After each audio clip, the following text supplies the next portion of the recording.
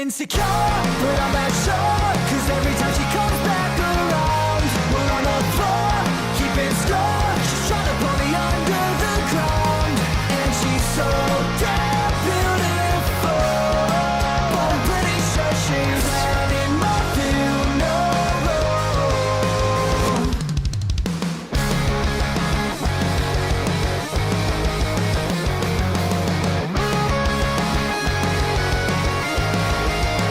Catch a glimpse of a silhouette, scrolling bones of my skeleton. I'm uncultured, I'm too vulgar, at least that's what she said. Now she never calls me back, and I'm pretty sure there's a price on my head. She said she's insecure, but I'm not sure, cause every time she comes back around, we're on the floor, keeping score. She's trying to pull me under the ground, and she's so damn beautiful, but I'm pretty sure she's letting my funeral.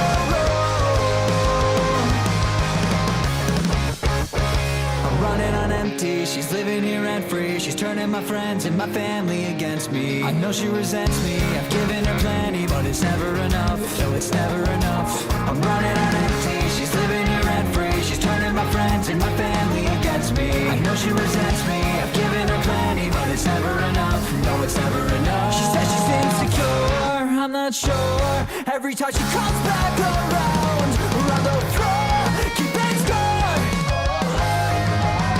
She said she's insecure, I'm not sure, every time she comes back around, we're on the floor, keeping score. She's trying to pull me under the ground, and she's so damn beautiful, but I'm pretty sure she's planning my funeral.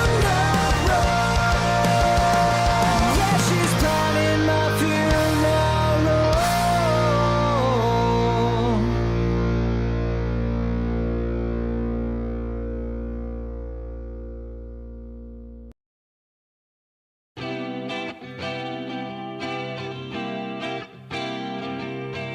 I present to you Dollars and Cents by Anton Pax. Yours truly.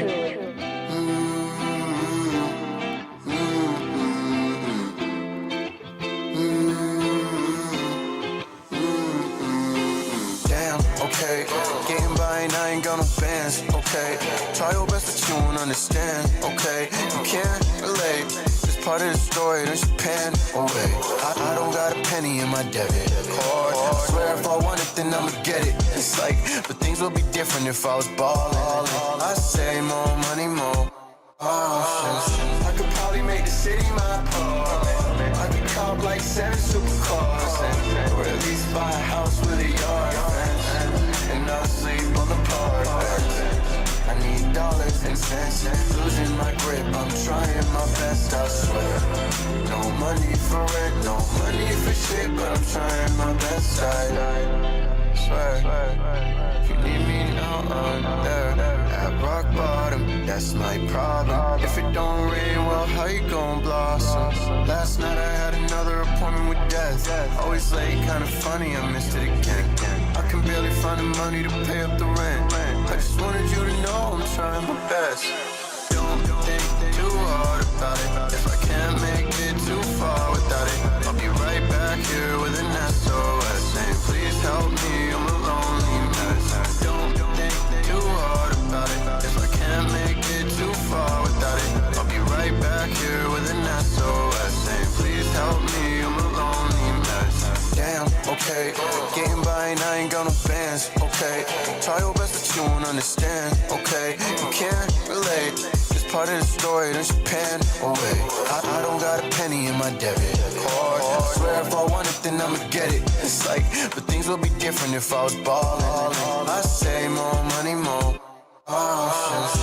I could probably make the city my apartment. I could cop like 7 supercars, or at least buy a house with a yard, and not sleep on the park. I need dollars and cents, losing my grip, I'm trying my best, I swear. No money for rent, no money for shit, but I'm trying my best, I swear. If you need me now, I'm there. at rock bottom, that's my problem. If it don't rain, well, how you gon' Blossom.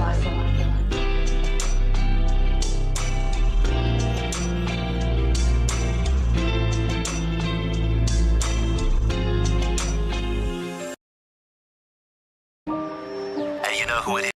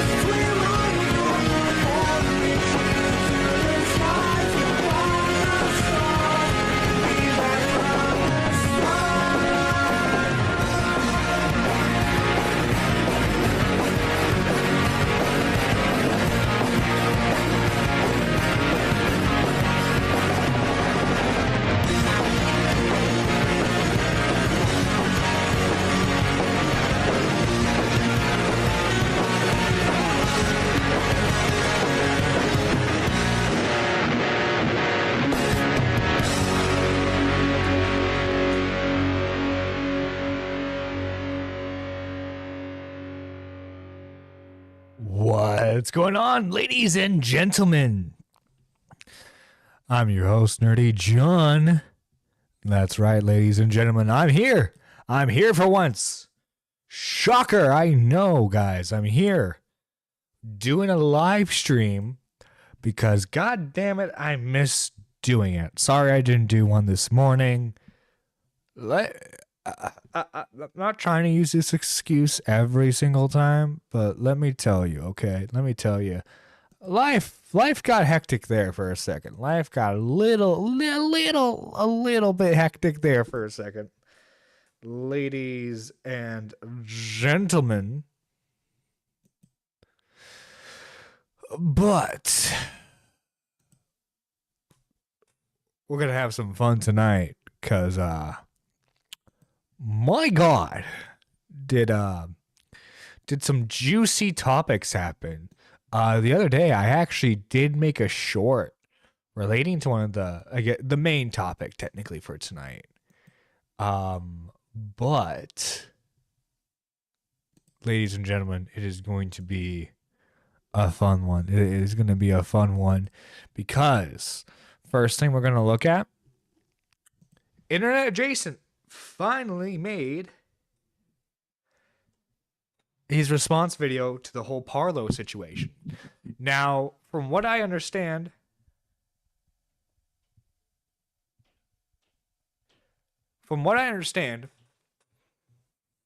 Parlo and Internet Adjacent were working on a document together. Now, from what I understand, they were working on that document before the whole, like, Parlo's channel got deleted thing. Because someone uploaded gay porn. So, yeah, this is Internet Adjacent's response. And I am rather curious as to how he's going to respond. Different video than usual. So yeah, obviously this has been a fun past few days for me.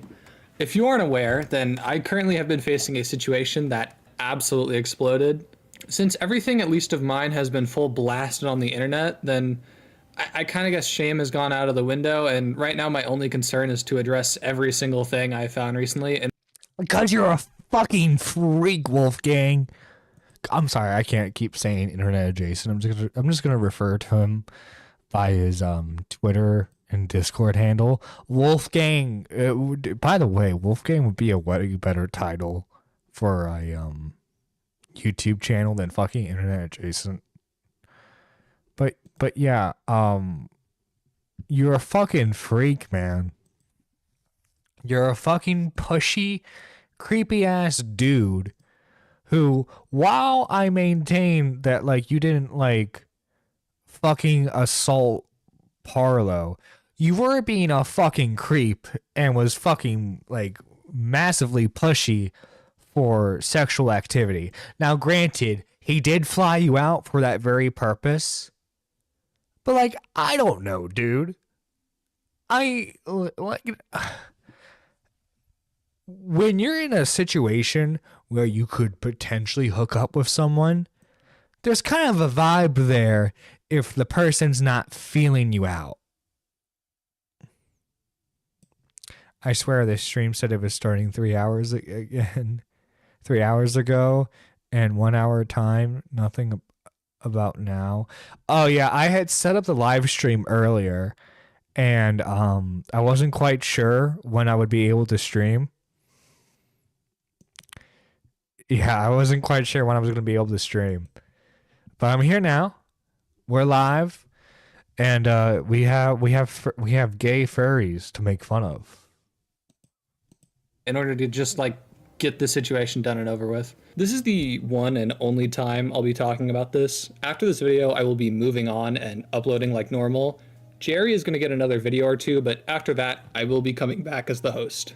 Recently, the creator Parlo, who I used to be really good friends with, and as I'm you are a bit more than just really good friends, because you fucking... I don't know. Once you look at the homie's dick, all right. Once you get a good look at the homie's dick, once you see the homie shove a fucking dildo named Cinderella up their ass, I feel like you're a bit more than friends at that point. Once you have the homie suck you off, I feel like you're a bit more than friends at that point. No such thing as straight furries. They're all gay, or at least bisexual, right? Because if they're not gay furries, they're bisexual furries. It's one or both. I'm sure a lot of people know now a little bit more, has come out with a doc. Yeah, we were a little bit more than friends, actually. I sent him my cock in Discord. You could say we were a bit more than friends. Document on me, and I made a document on him. It's also been probably aware by now that both of us have taken our documents down, which I'll get into later, but I have come here to both debunk everything in this situation that is blatant Dude, oh yo, here we go. Massive debunks. Let's fucking go. Let's fucking go. lies and actually take accountability for where I have made genuine errors. While I could just sit here and say that I am completely innocent of every single thing and I'm just a perfect angel, obviously that's not true. You, from what I understand, dude, you like feral furry porn.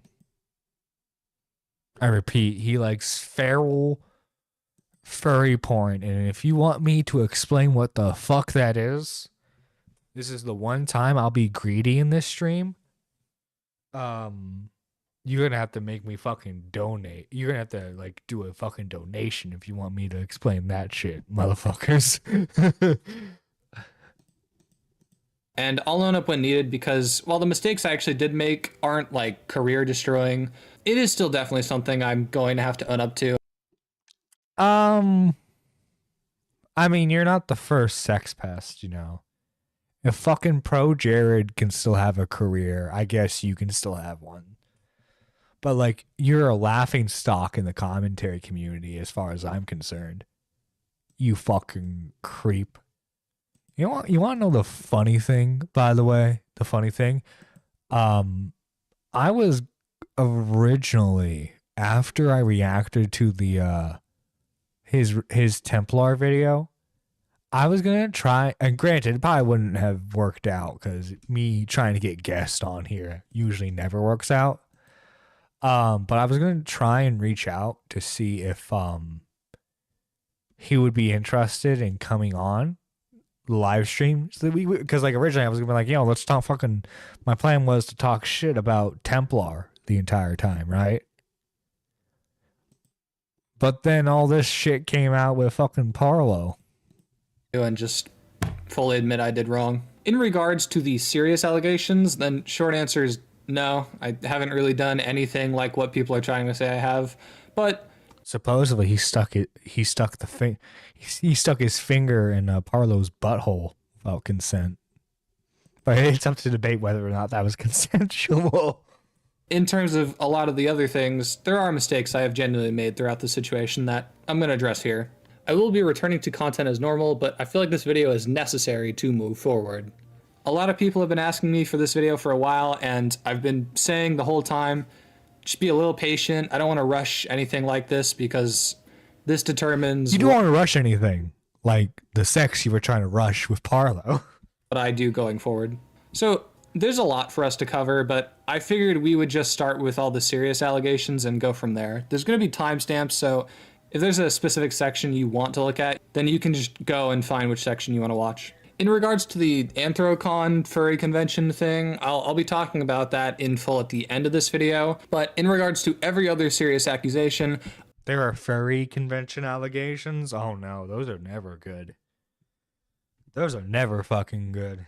I'm going to cover those one at a time. So let's start off with the big one. One of the first claims of the document that Parlo made is that he felt like he was coerced into having sex with me. That he felt like he had to say yes to me out of fear of what would happen if I said no. That he never felt like he was in a position to say no. Well, you know, supposedly you were a smelly guy. You know, Parlo didn't want to get your fucking stank on him, I guess. We're going to go into specific instances that were brought up, but the main thing to highlight is how Parlo behaved during the situation. Parlo said in his original doc, as well as on live streams, that he actually has a problem saying no, and that oftentimes, even if he wasn't wanting to do something, he'll still do it just to please the other person. He goes on to say that he tried to use his body language in order to let me down instead of just telling me no. And again, if you don't want to do something, you have to communicate that you do not want to do it.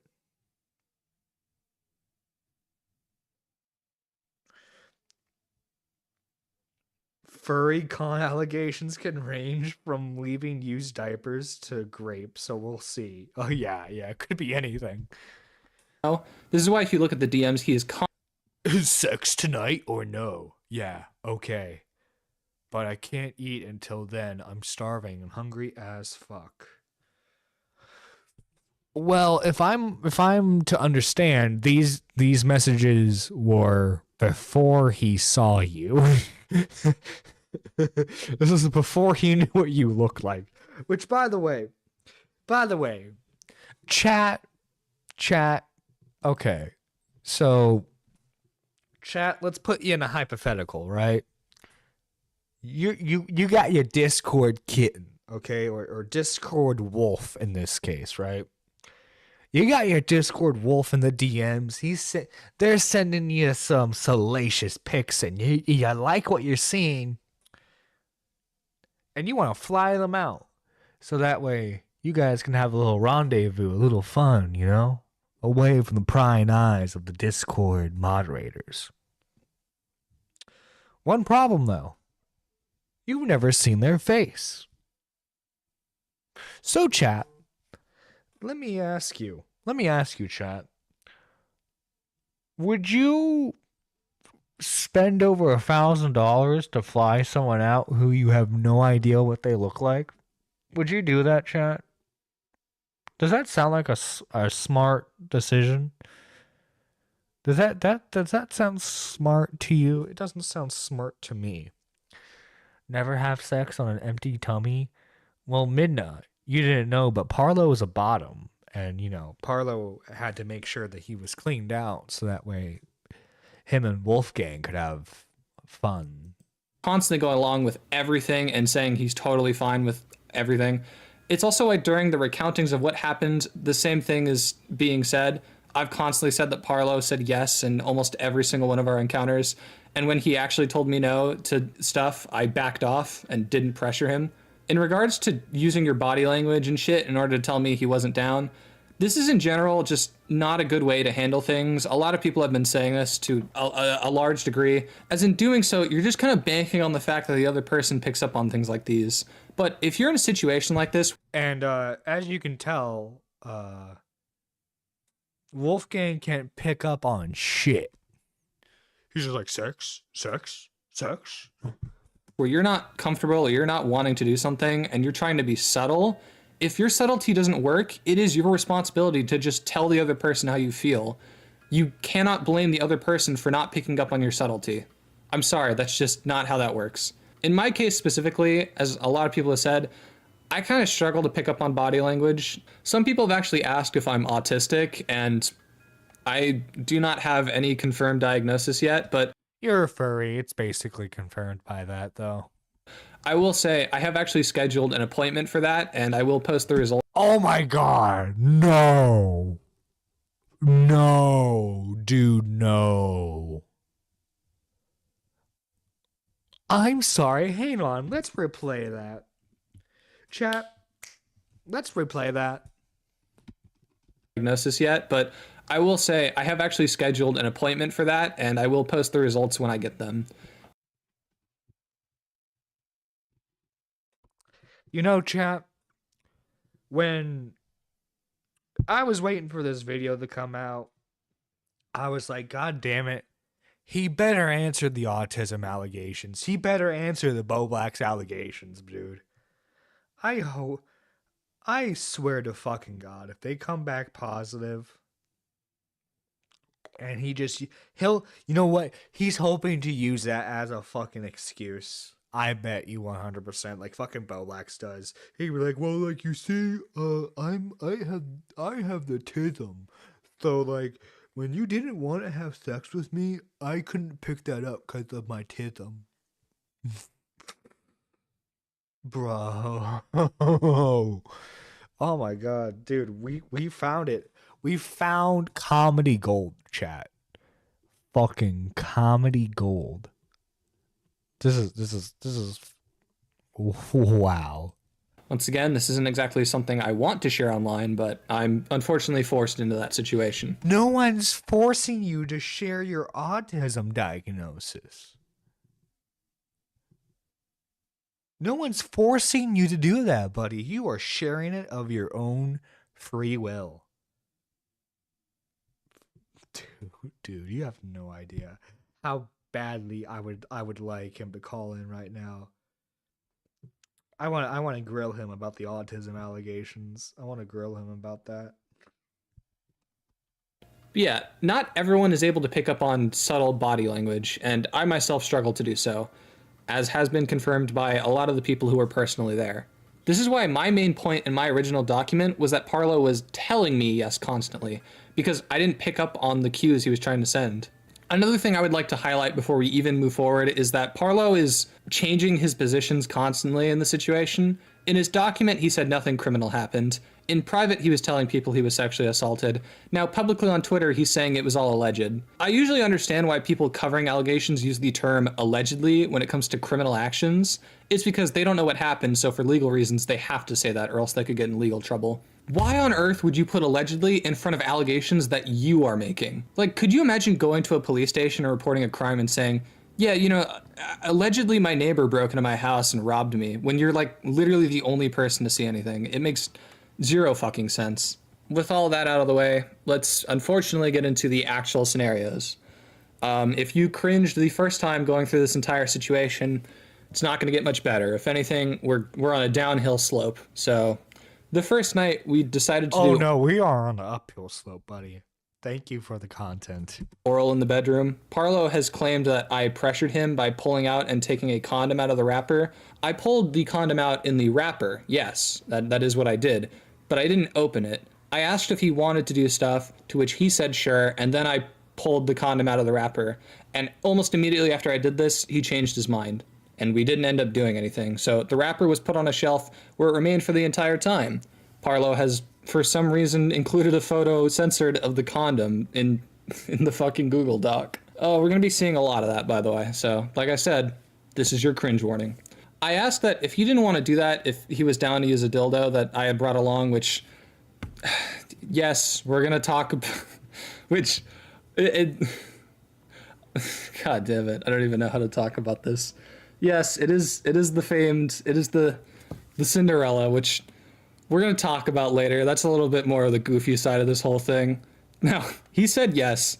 It's something Parlo even says in his document that he did just to satisfy me, meaning even though he didn't want to, he told me he was down to do it. By the way,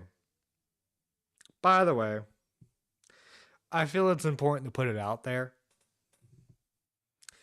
These guys are in their 20s. They're gay. You know how fucking easy it would be for them to find a hookup on something like Grindr?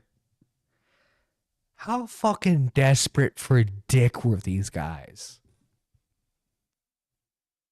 How much of a sex addict are these guys that they need to fucking go find people outside of their country, one of them flying the other one out to get some fucking action?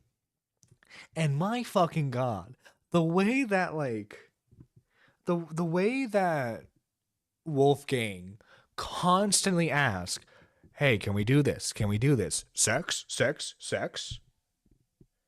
It makes me think he hasn't gotten fucking laid at all.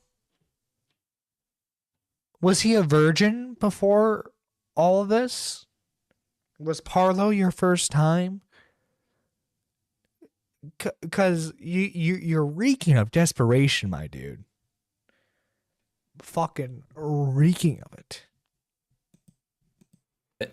Even though he could have said no, and I would have had zero problem with, which we'll see examples of later, but what do I fucking know? He also included a part about how I asked if we could film. For some reason, he's trying to say that this is just a me thing, like this is just a weird thing I do. No, that's Parlo's thing. He's into. Wonder what the tripod will be used for. Oh, by the way, my tripod arrives today. Leave me gaping, shaking at the end on camera. Make me gape on camera. You two are freaks. I want you to know that. Because, guys, by the way, this has kind of been left out. But, well, I'm sure if you guys have followed the people who have already covered this prior. Did you know there was a third person there? And that originally it was going to be a threesome hookup? Yeah, that's right. It was going to be a threesome hookup. So they were planning on filming a threesome. Which, by the way, I'm sure is fucking perfect for all of their careers, right? Because, like, I don't know who the third guy is. I'll be honest. Not that their name has been mentioned. It has been. I think it's like someone who just turned 18 or 19, and like apparently Wolfgang knew them when they were like 16. Um, it's just you both are commentary YouTubers, right? And you know what? Live life how you want to live life. But my fucking God, man. God forbid you guys actually went through with a threesome and you guys fucked on camera. That shit's gonna leak out eventually. Cause one of you freaks is gonna want to show someone. And guess what? That person you show is gonna show other people. And eventually it's gonna make its rounds in the community to eventually someone uploads it to make fun of you guys. I don't know, maybe I'm too optics brained, too fucking YouTube brained, but like, why the fuck would you leave that kind of shit out there for people to find and make fun of you for? You're fucking commentary YouTubers. You know that you know shit people will use against one another to fucking get owns. To that, it's not just You guys ruined your own career. This is no one's fucking fault, but all y'all. something I randomly brought up. God, I fucking hate this. As for the fingering, yes, that is in my script. I received consent to do that. This is the biggest case of he said, she said, but I'm going to stand on this till the end of the time that, yeah, I received consent to do this. I have said that since the very beginning. I'm going to say that till the very end because that is what happened. The second day is one that shoots a hole in Parlo's entire I was scared of what would happen if I said no. Because in the DMs, he tells me that no, he's not willing to do anything tonight. To which I say, okay. And then the most I do is offer to walk him to the train station because, as I've been told by a lot of other people, we were basically in like the Chicago of London. Like, it looked like you'd walked outside and just get stabbed. I kissed him before he left, and that was about it. I didn't... How romantic you guys kissed. It makes up for everything. It makes up for everything. Pursue him sexually after. He said he didn't want to do anything, and I said, all right, we don't have to. So his whole argument of I was scared of what he'd do if I said no. I mean, in what instance in this or any situation prior did he say no and then I crashed out on him? I mean, in his recounting of the first day, he says I gave him the illusion of choice. What am I, fucking Mysterio? Am I just creating illusions for you? No, I said, we don't have to do anything tonight. I would prefer if we did, but at the end of the day, it's entirely up to you. That is your chance. You are given the golden opportunity to say no. That is your chance. If you do not want to do anything, that is where you tell me I don't want to do anything. And you did the second day. You said I don't want to do anything, and we didn't do anything. So this whole like I didn't have the chance to say no. You absolutely did. I gave you multiple instances. It's just a completely unfounded claim. It like especially doesn't help if like Parlo's claiming that like he has a hard time saying no to people, and then it's shown an instance where he said no to something, and you supposedly like did like comply with like his no, and like respectfully was like, no, you know what, we won't do anything.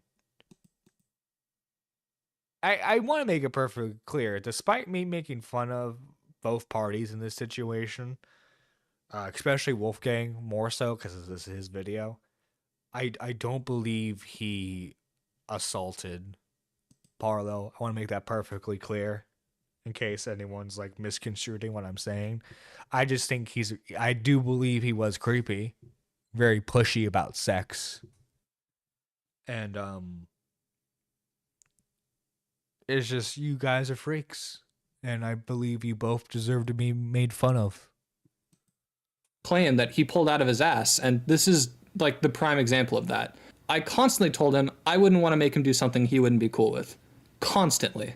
He also tries to say that I kissed him as like some sort of apology or some shit like that. No, I kissed you because I was into you. This shit didn't have a double meaning. It's not like your fucking English assignment where it's like read through the lines. And now with that, we're on to the third day. This seems to be the most contested of all the days in terms of what actually happened. Unfortunately, like a lot of the rest of the situation, there's really zero evidence for either side, so all I can do is share my recounting of the events. We were supposed to go out to a club later that night, but me and Parlo talked about having sex before then. I asked when he would want to do that, before or after we went out to the club, and he said before. I'm someone who likes to have a schedule set up and likes to have a clear pattern of where things are happening. Listen, all right, I like to schedule my fucks.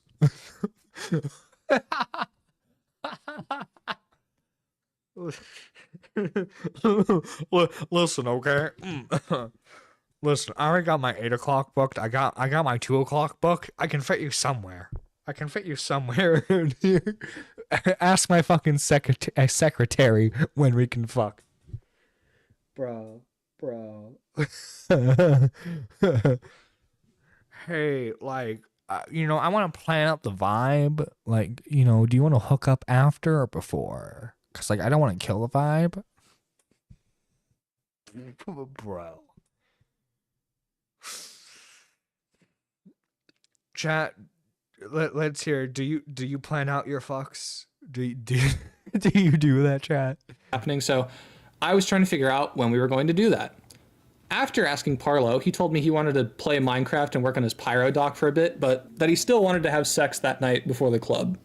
I walked in and out of the bedroom because my phone was in the bedroom charging, and it was the only outlet that worked, yet I still wanted to hang out with my friends in the other room, so I was going in and out of the bedroom. I would say when I was going in and out of there, but it was just to let them know. Parlo is saying the only reason I possibly did this was to peer pressure him, which is just wrong. Was I hoping at one point he came in there with me? I mean, yeah, like a little. He's like, yeah. I mean, like, I wasn't trying to force it, but like, yeah, I was really hoping he would want to like hook up, bro. Also, too, like, how fucking short was the charging cord? Cause like, can't you just like, why do you need to like? Why do you need to like go in and out of the room? Why not just like stay in the room with your charger and just be on your phone? Unless you had like a really shit charger. I've been married 15 years, so sometimes yes, lol. Well, that's different, okay? You're married. You're married. Okay, that at that point, yeah, you gotta fucking schedule that shit. You gotta like plan that like 2 months in advance. But like these guys aren't married. Little bit, but Gay. to say I was like a fucking peacock trying to allure him in there is just like false. That wasn't my pure intention at all. That was the only working outlet for my phone, so I literally had to go in and out of the room. Eventually we went in there and had sex. After that, we were trying to figure out who would take a shower first. Unfortunately, because he spent so long dicking around on Minecraft and working on the pyro dock while we're supposed to be on vacation, we only had less than an hour before, so I suggested we take a shower together, something he agreed to. Although now is trying to say that I forced my way into the room with him, which is just flat out false. Parlo and Avalon both left later. When they came back, Parlo said he felt like I peer pressured him, and as I later found out on Dicker's live stream, Parlo recorded me and Avalon privately without our consent. Like, start of the thing. Oh, for goodness sake, my fucking flashlight's not working. I just felt kind of pressured to do stuff for you because I didn't want to make you feel upset if I didn't do anything. You can tell me no when it comes to that stuff. You don't have to. I know, but I felt afraid that if saying no would just piss you off because I spent about 1,000 on that ticket. But I mean, I was. Why would he be pissed if you were spent the money? Now, like if he had to spend the money to like fly out to see you and you didn't want to hook up, I could see him getting mad, but like, shit, man, someone pays over $1,000 for me to go fucking travel. I'm good, man. I don't know about you guys, but fuck, free trip, let's fucking go. That's how I see it. I was just saying things that was. I even told you we don't have to do stuff until December if you want. I mean, I try not to necessarily. Yeah. I mean, yeah, Flashlight not working because of recording lull. Man, Parlo is really trying to spin something with this recording. Yeah, I think he really thought, because he knows he's recording, so obviously he's saying stuff to like imply stuff was going down without his consent. But like, to be slightly fair to Wolfgang here, he's like, what? Yeah, no, like if you don't want to do anything, we don't have to do it. I told you we can wait if you wanted. Which, you know, listen, you're allowed to record calls in like Discord or some shit if it's like an online thing, but it's kind of dicey when you do it in real life. That, like, when it comes to legality, I'm not so sure about how that works, but I don't know. I'm not going to moral fag about it. But the reason why this matters is because it proves that from the very start that my story has remained consistent this entire time, whether it be publicly where I know it's being recorded or privately where I don't know it's being recorded. My story has been consistent from day fucking one, from second one. Also, Parlo has said he never intended for the situation to go public. Then why did you record me that night? You've been very against going to the police with this situation, so what other reason would you have for recording this? You seem to try to say me talking to commentary YouTubers is the catalyst for this, but I will say this, right? Like, obviously, like, Parlo should not have been recording this. But the fact that, like, you both went to fucking YouTubers and was like, I had sex with so-and-so and it didn't go too well. Should I make a Google Doc? Should I talk about the situation? And again, Parlo was the one who shot first, technically, because he is the one who publicly exposed the story to the wider public and not just talk about it with creators. But like, god fucking damn, man, it's an awkward. It was a hookup you both regretted. In the grand scheme of things, it's not that fucking big of a deal. don't think that's really true at this point. I think you were going to do something. Parlo has now stated the allegations are alleged, and I will say his response document has leaked. I'm pretty sure Guamgo posted it and other people sent it to me. He brings up this whole thing, but just says that I'm getting an autism diagnosis, which is like the only mention of that entire thing that he has. Listen, no, I did not sexually assault Parlo. I feel like most people have realized that at the very least, this was just an awkward hookup that one person regretted afterwards. There are parts of this accusation. Oh, does that imply you didn't regret it? I mean, surely you do now. And the whole entire trip that I skipped that we'll be talking about later, but no, I did not sexually assault Parlo. I feel like most people have come to that conclusion.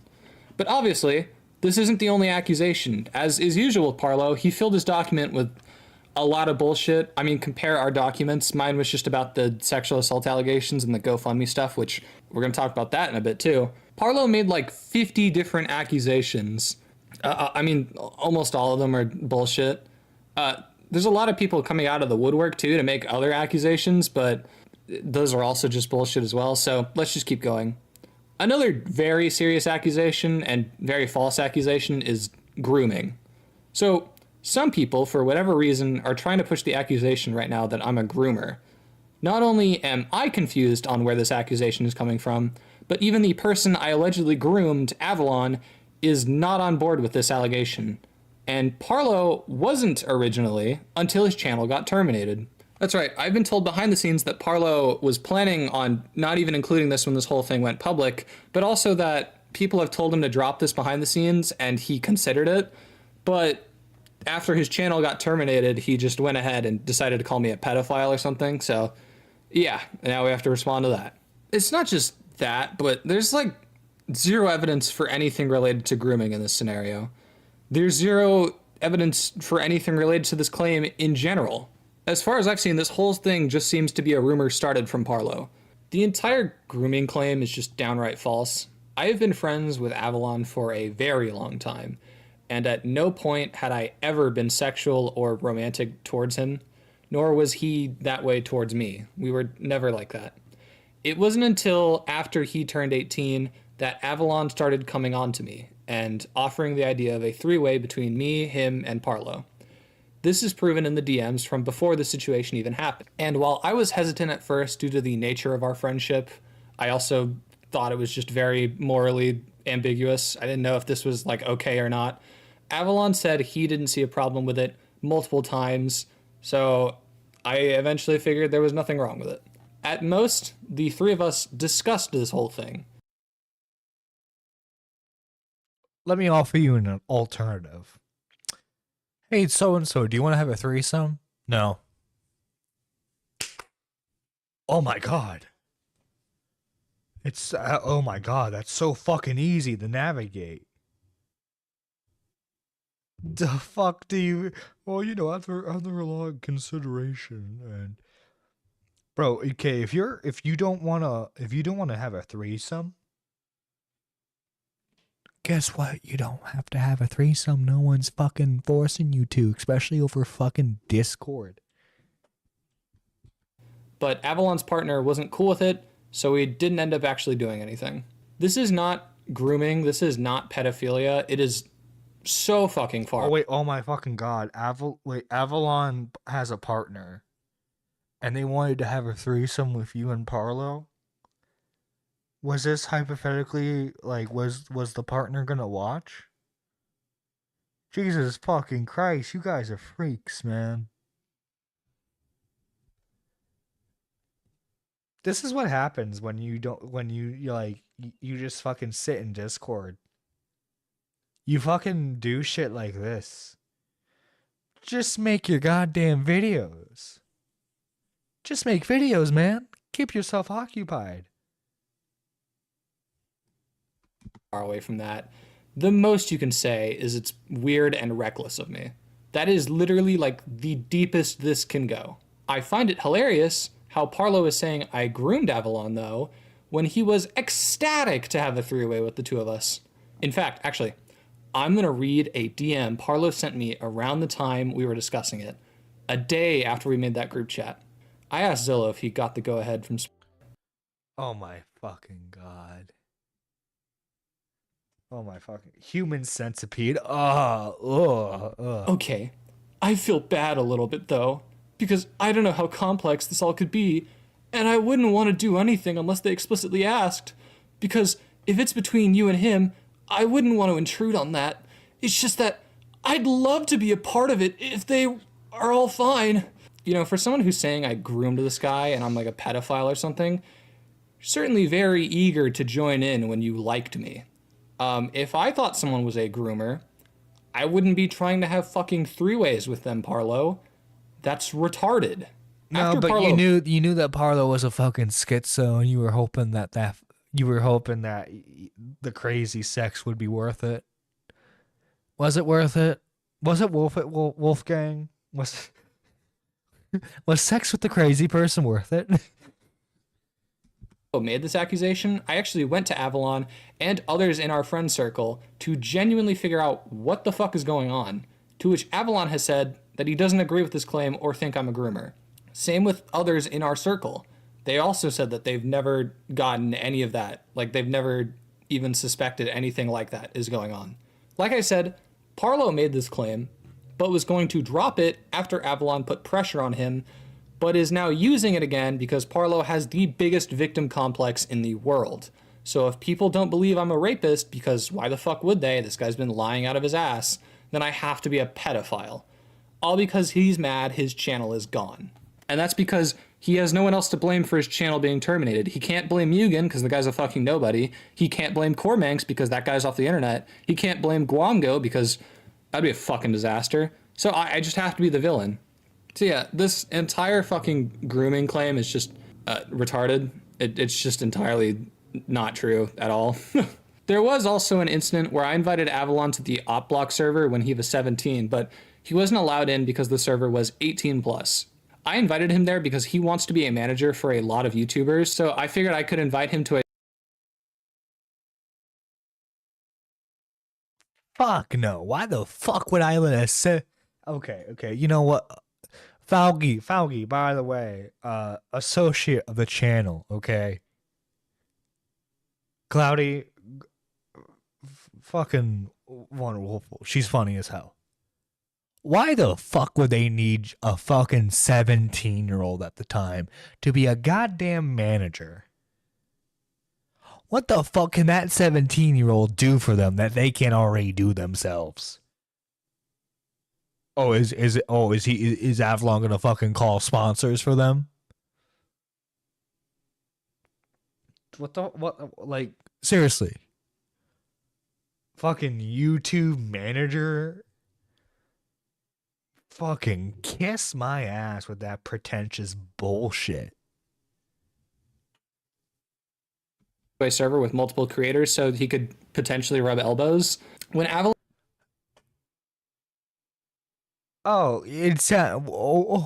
yeah, I just want to know these creators so that way I could potentially be their managers.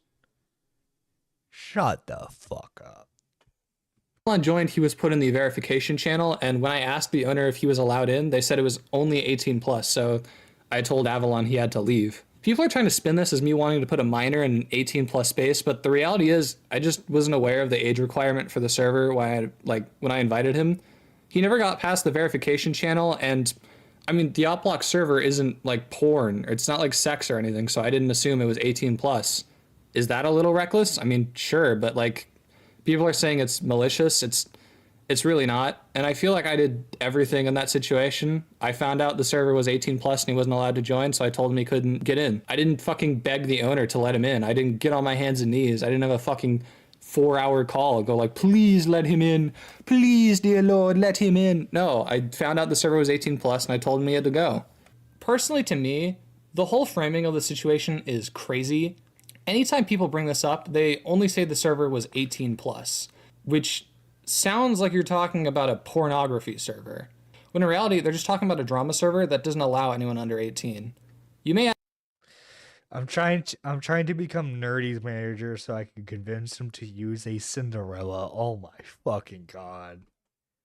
Looky now. ask why this matters, and it's purely because of the connotation this allegation has. Wolfgang invited a 17-year-old to an 18-plus server sounds way worse than Wolfgang invited a 17-year-old to a drama server that didn't allow minors. But guess which one people have been spreading around? It's the one that gets them more content. That's the one they're spreading.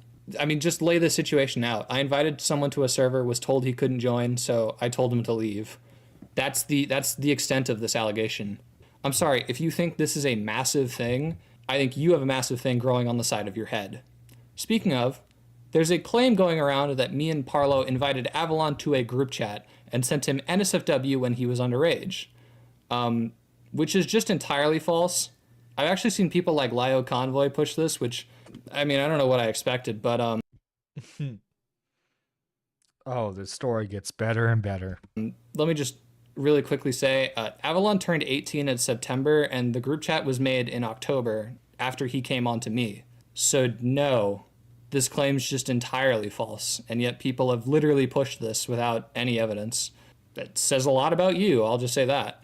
Like I said, this whole grooming claim just seems pulled out of nowhere.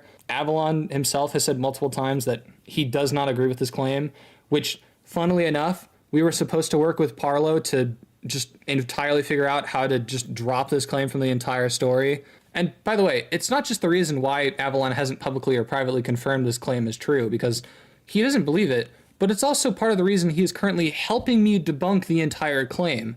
Who do you think I've been going to make sure this entire thing has been, like, good? I've constantly asked Avalon, like, did you think I was, like, grooming you at any point? Did you think I was ever inappropriate to you? I've been constantly making sure that I didn't put him in a situation like that. And he's never once said that he felt like I groomed him.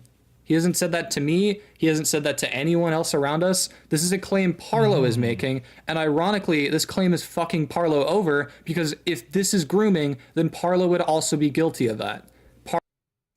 Yeah, Parlo didn't think that one through. Parlo doesn't realize that if he keeps pushing this allegation, then he's a pedophile. Which, listen, man, the police are already investigating you. You don't need to give them more ammunition. And like I said, a lot of the stuff from Parlo's doc was meant to be cut, which has been, I think, publicly confirmed. this accusation was supposed to be one of them. As we all know, he switched positions, which, to be honest, this just feels like he kind of realized that his career is completely fucked, so he just wanted to take me down with him. Yeah, this entire claim is just bullshit, and it's a pathetic attempt to make me look bad. The only reason I feel like this is included is because Parlo doesn't fully believe in the whole sexual assault allegation, or else he wouldn't have needed to include this. It's like he realized that people didn't believe that I was like a... Well, you know, when you have a fire, you gotta throw all the flammable stuff in there.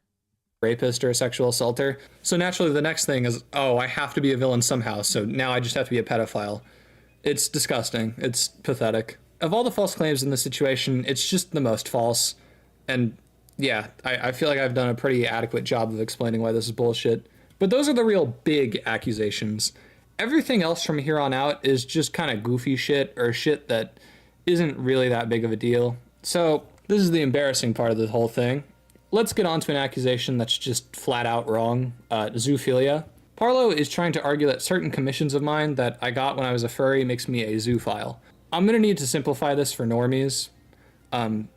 This shit is really embarrassing.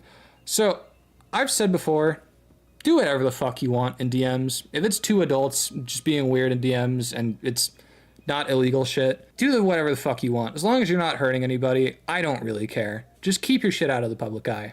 Unfortunately, Parlo decided to post every single facet of my life that he had publicly. He's posted my name, he's posted what I look like, he's posted my driver's license. Did we need... And buddy, whose fault is that?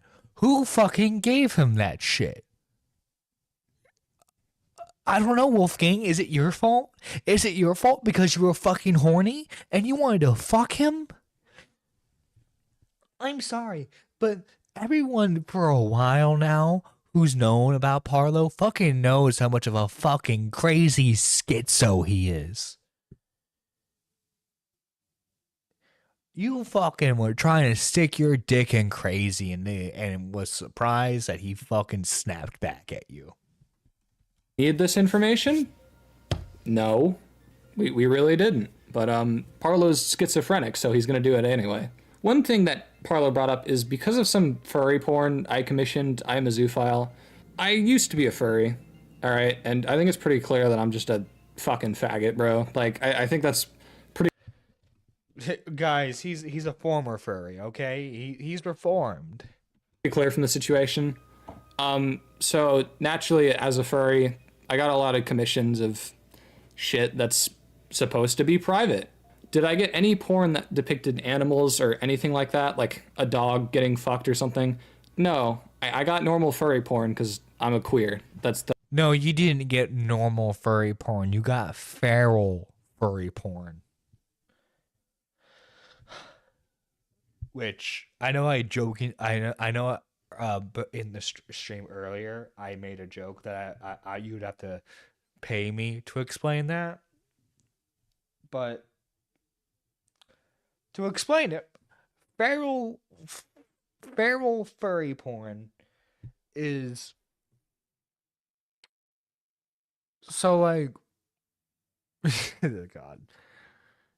Most like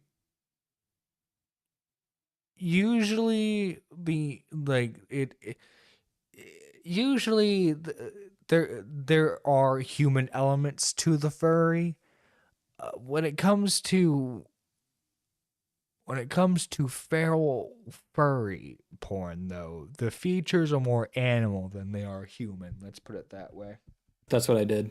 The reason Parlo is trying to call me a zoophile is because of the genitalia of some of the art pieces. I hate that I even have to explain this because this is just fucking so fucking cringe, but if you're a normie, this is weird. It's a very taboo thing when it comes to people who aren't furries. Nah, and to give them some credit, even a lot of furries are like, what the fuck? Wookie with the 2 for your trouble, kind sir. Thank you, Wookie, for the 2. It's much appreciated, man. Seriously, thank you. Obviously, but It is really just a cultural difference. In the furry community, this type of shit is just normal, but obviously to other people who are normal functioning adults, it's very taboo and it can be misinterpreted as zoophilia. If you think it's a weird thing, I cannot take that away from you, and I'm not even going to attempt to. If you think it's weird, honestly, I can't say it's not weird. But it's not zoophilic. To say it is just kind of false. I've even seen streams where people are conflicted on if this is zoophilia or not.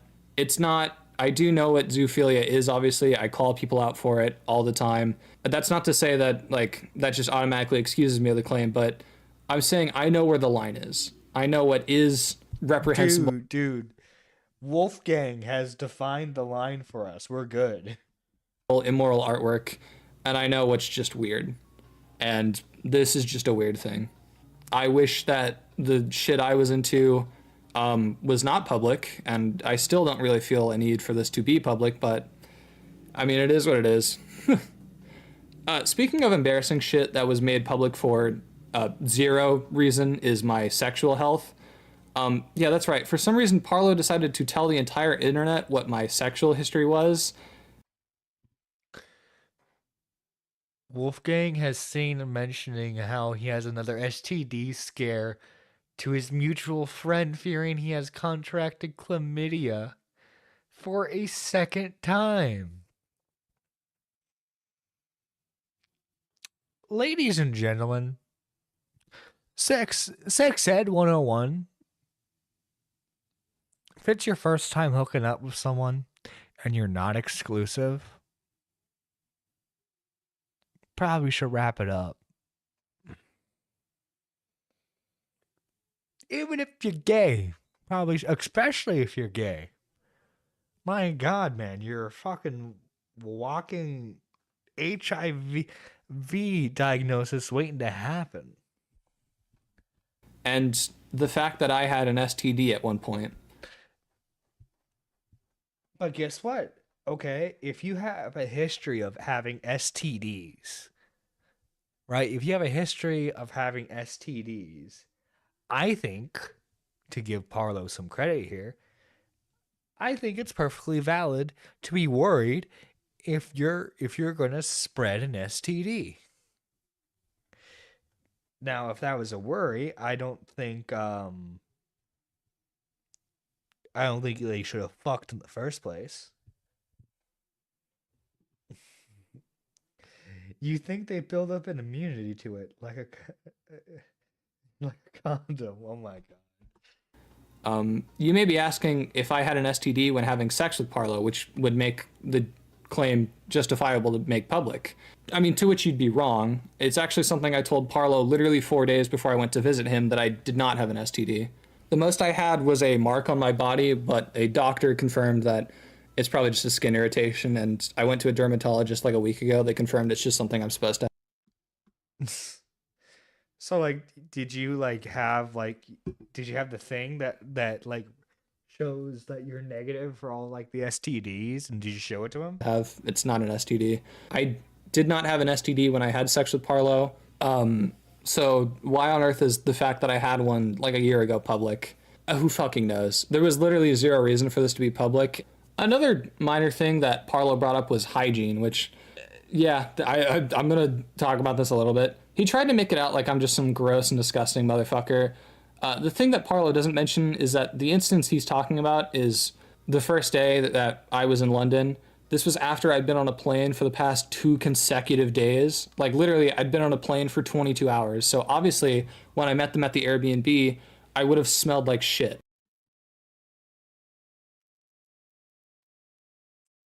22-hour flight, Jesus.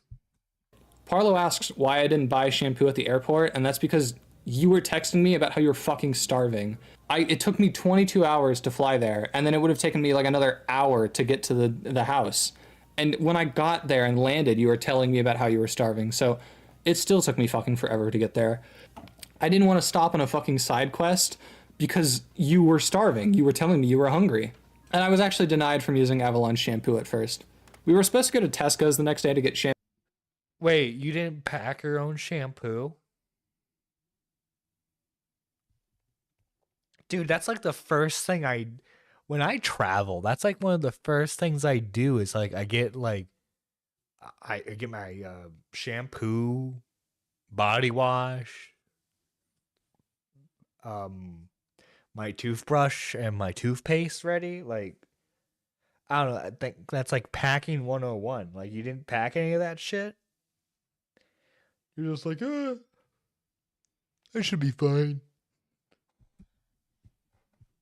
Shampoo, but unfortunately we left the Airbnb to go into London before Tesco's opened because it opens at like 10 a.m. but we left before that. It wasn't until that night at the Airbnb that Avalon said I could just use his stuff because it was kind of clear due to our whole times that that would be impossible for me to get shampoo. So yeah, this whole accusation as well as my sexual history were, I mean, realistically only brought into this to try and humiliate me. Well, I think it was also brought as a reason as to why Parlo didn't want to hook up with you because you fucking smelled like shit. And supposedly he didn't like what he was seeing. Which honestly kind of worked out in my favor because that seems to be all people are talking about, which fine, I guess. I deserve my licks. And the same goes with the legend that is the Cinderella. Here, it's not worth bringing shampoo. Most of the time, airlines throw it out. You see, I've never traveled on plane before, so if it's just like you're gonna like throw that out. When I talk about packing, I'm talking specifically like road trips. I should have clarified that. If they seriously throw that away during fucking flights, that's dumb. Oh god, this honestly, if there's one thing that's been talked about in this situation that's made me happy, it's this fucking thing, because this has just become a complete meme. I think everyone can collectively agree there was zero reason for that much detail to be poured into that alone. And I want to quickly say, by the way, I didn't name it that. That was just what it was called when I bought it at the store. Trust me, I wish I could take credit for that. I bought it because the name was funny, so I'm glad people are agreeing the name was funny. I wish I could take credit for it being named that. Trust me, I wish I could, but I unfortunately can't. To end the Cinderella segment off on something that's actually like important, that actually matters, when I was going through our DMs, I found this. I got all the gay stuff, and that toy you wanted me to bring. So, Parla said I forced him to use a dildo, but he asked me to bring it. I mean, just look at what he was saying. Oh, hey, wait, hold on a second. These DMs look weird. It's almost like I had to use a third-party software to download my DMs with Parlo the millisecond I got home because I figured he would end up deleting DMs. But that's ridiculous. It's not like Parlo has actually been deleting DMs, which is something we'll definitely not go more into later. And there's one last thing I want to address before moving on, and that's the whole suicide baiting claim. Parlo has put my struggling mental health on full blast for people's amusement. This is stuff that I really don't like to talk about publicly. I really don't like to talk in general about how I'm doing mentally. I like to keep that between very fucking close friends because you guys don't really deserve to know about how I'm doing like that. One situation he brought up is the Anthrocon stuff last year, where the situation I was going through, I said that it was making me suicidal. While I didn't intend for it to be taken in a manipulative way, that was unfortunately the way it was taken. And after I was informed that people had a problem with me putting that out into the ether, I have taken great strides to not repeat that mistake. That is why throughout the entire course of this situation, my mental health has been my own thing. I've not talked to literally anyone apart from one person about how I've been feeling throughout this because I don't want to repeat the same mistake. I don't want to do the same thing. I don't want people to feel like I'm manipulating them. I don't want to feel like I'm doing that to anyone. I think that's shitty. People talk about learning and growing, and during the situation, I really haven't brought my mental health up once. I really could have, but I didn't want a repeat of last time. It was shitty of me to do back then, and I learned from my mistakes, and I have taken great strides to not repeat that. So it was shitty back then, and I apologize for bringing up my mental health in a situation like that, and for having people feel like I was manipulating them, but I definitely learned from that, and I will not repeat the same mistake, just like I have not now. But the whole suicide baiting thing is just ironic, considering literally days ago he went on Dicker's stream and suicide baited. Yeah. leave and come yeah, back. here we go. Here we go. Now I've seen that that is impossible, and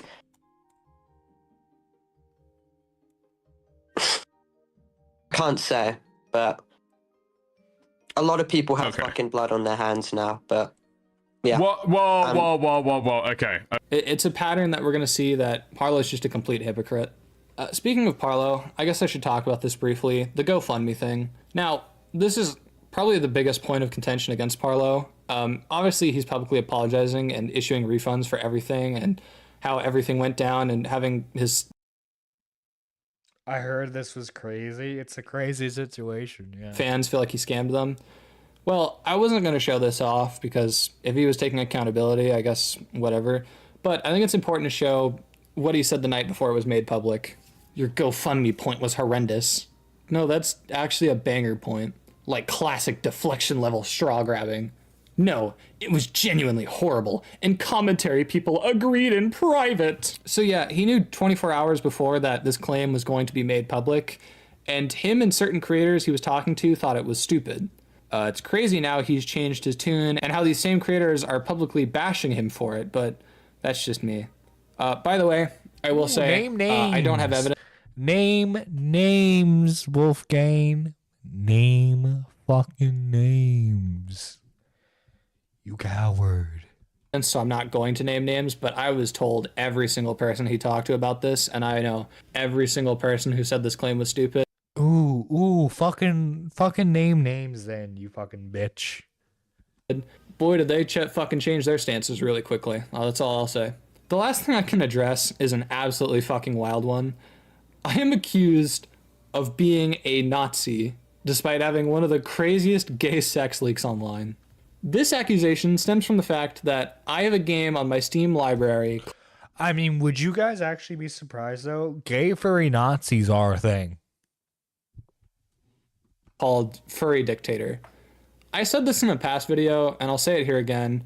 This is going to be for a video that never ended up coming out back when I was making furry content. I don't have the game installed, and not only that, I have literally 0 seconds in the game. You made furry content? It wasn't just that you were a furry. You made furry content?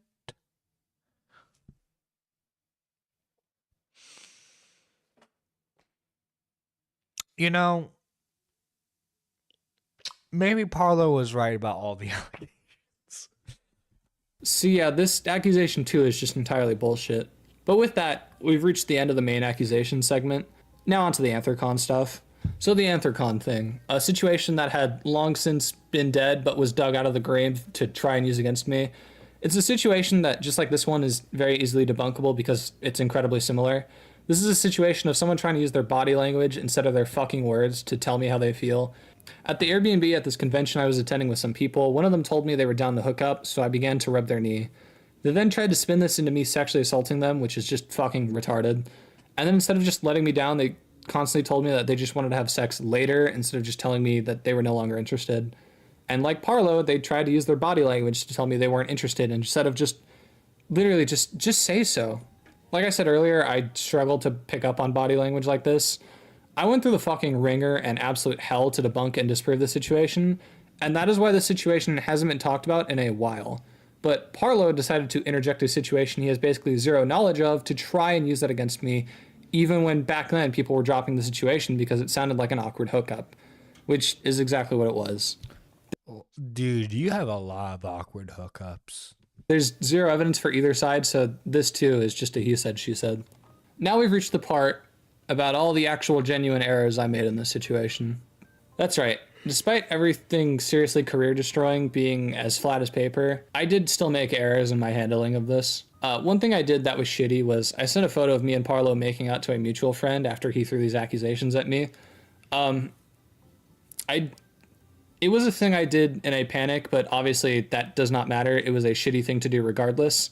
I was still ultimately the only one responsible, and it's something I have apologized to Parlo for live, in DMs, and I even did it in a private VC the next day. I will say that while this is something I genuinely apologize for, it's really cringe. As mentioned previously, Parlo posted my name, what I look like, part of my driver's license, and my sexual history for the internet to just enjoy. And none of that is relevant. So while when I did it, it was bad, I'm definitely going to say Parlo did far worse. Another thing I did was I deleted one of the DMs I had with a friend about this whole situation back about the whole like third day during the sex thing where Parlo said I was trying to peer pressure him. Ironically enough, had I not done this, I would have completely exonerated myself of some of the shit being said about me. Once again, there really isn't a justification for this, and even though I did it in a panic, it was still ultimately something I did of my own accord, and it's something I genuinely apologize for. But as I alluded to earlier, would you guys be surprised if Parlo is doing the same fucking thing? I'm apologizing for deleting one single DM in this entire instance. I was generous and said, there could potentially be another instance of me deleting a DM.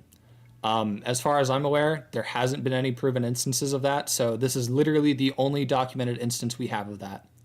Well, when I went to my DMs with Parlo to get stuff for this video, I discovered Parlo had been deleting entire conversations worth of DMs.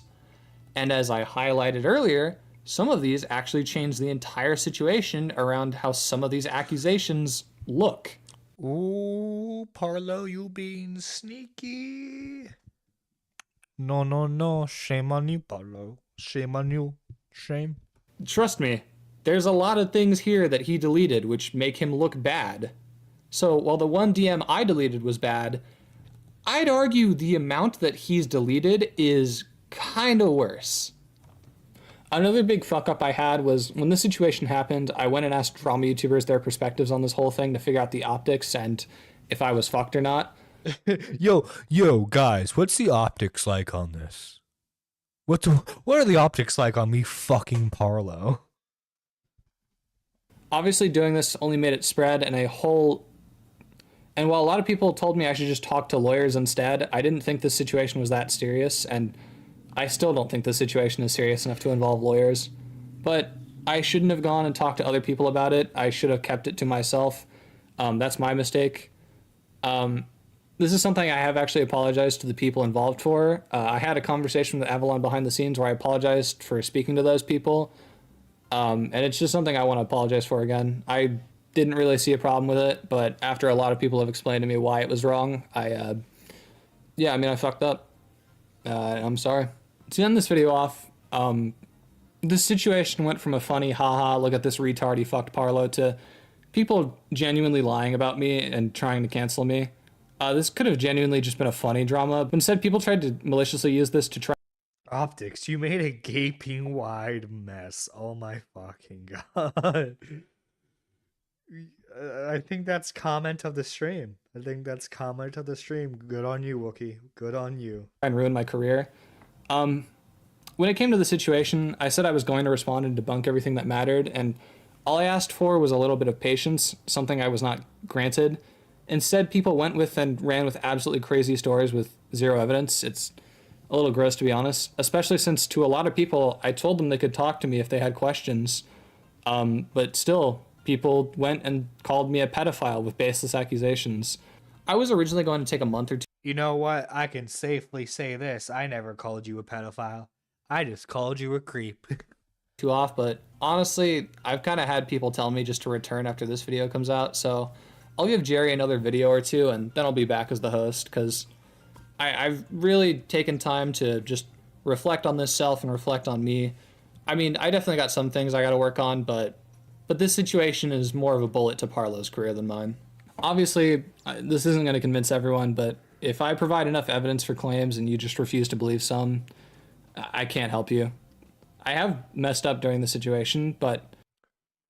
Who wants to bet that Wolfgang is going to get into another situation similar to this down the line? Who's taking bets on that? My guess is he will. To a funny degree, honestly. Not to like a malicious degree, like what everyone is saying. This situation completely spiraled, and I think I've made it clear that a lot of this just genuinely seems malicious and that people wanted me gone more than actually hearing me out, but that's just me. And one last thing, I want to address Parlo directly because I know you're watching this video. Even after this whole situation happened, I still was trying to help you out.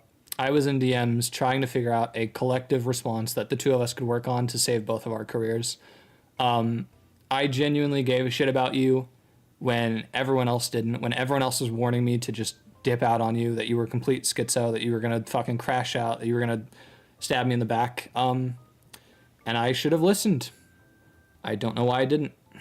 I think you are completely hopeless, and I know people have been telling him to get off the internet. He's probably a missed one right now. Oh my god. Trust me, I've been saying it even as the situation has started. The reality is, this guy has nothing else. I mean, he's poor, he's homeless, and God knows he can't get a job. This is really all he has, and if he can't have that, he's going to try to bring other people down with it. The most I can say is just ignore this guy. Treat him like a circus animal, honestly. If people have questions, if people want to talk to me, you can join my Discord. My DMs are open. Like I said, the one thing I can say before I end this off is I genuinely tried to help Parlo out. A lot of people told me he was a schizo lolcow, but I wasn't around for a lot of the shit that got him that title, and I felt like it was unfair of me to label him as such. And I mean, until this situation happened, my interactions with him were nice, and I thought he was on a little bit of a redemption arc, so I Egg on your fucking face. thought people just did the typical internet thing of making someone out to be worse than they actually are. Through this situation, it's become abundantly clear that I was just wrong, and this guy is genuinely a lost cause. Ironically enough, we talked about STDs, but it seems the only STD that was transferred during our sexual encounters was the lolcow gene. I have a pretty lax view when it comes to online shit, and I try to be chill and get along with everyone, but as I've been told by people, it's just kind of a detriment to me, so going forward, I'm really not going to try to befriend any of these people. How we treat animals or you treat animals, very different. Oh my god. Just see people as associates from now on. Parlo wasn't the first, but he is the last. I think it's just easier to deal with. Wolfgang, you probably shouldn't want to fuck people in your Discord server. That's just a me thing, though. I'm crazy like that. I guess the most I can do is apologize to people for ever giving this guy any of my time, or treating him like a human being instead of a circus animal. I should have listened to what people said, and I have no one to blame but myself. Anyway, that's it. Thank you for listening. I'll be back in a month or two, so be nice to Jerry, and I don't know, later. Hello, everyone. Oh my fucking god. Okay. Well, chat, let's run a poll. Let's run a poll, shall we? Let's start the poll. Wolfgang W question mark? We'll ask that. We'll ask that. Wolfgang W?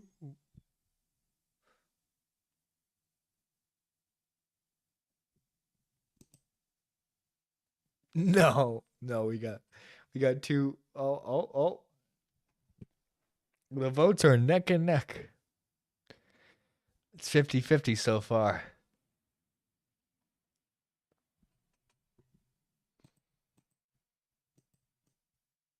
Anyway, I'll let that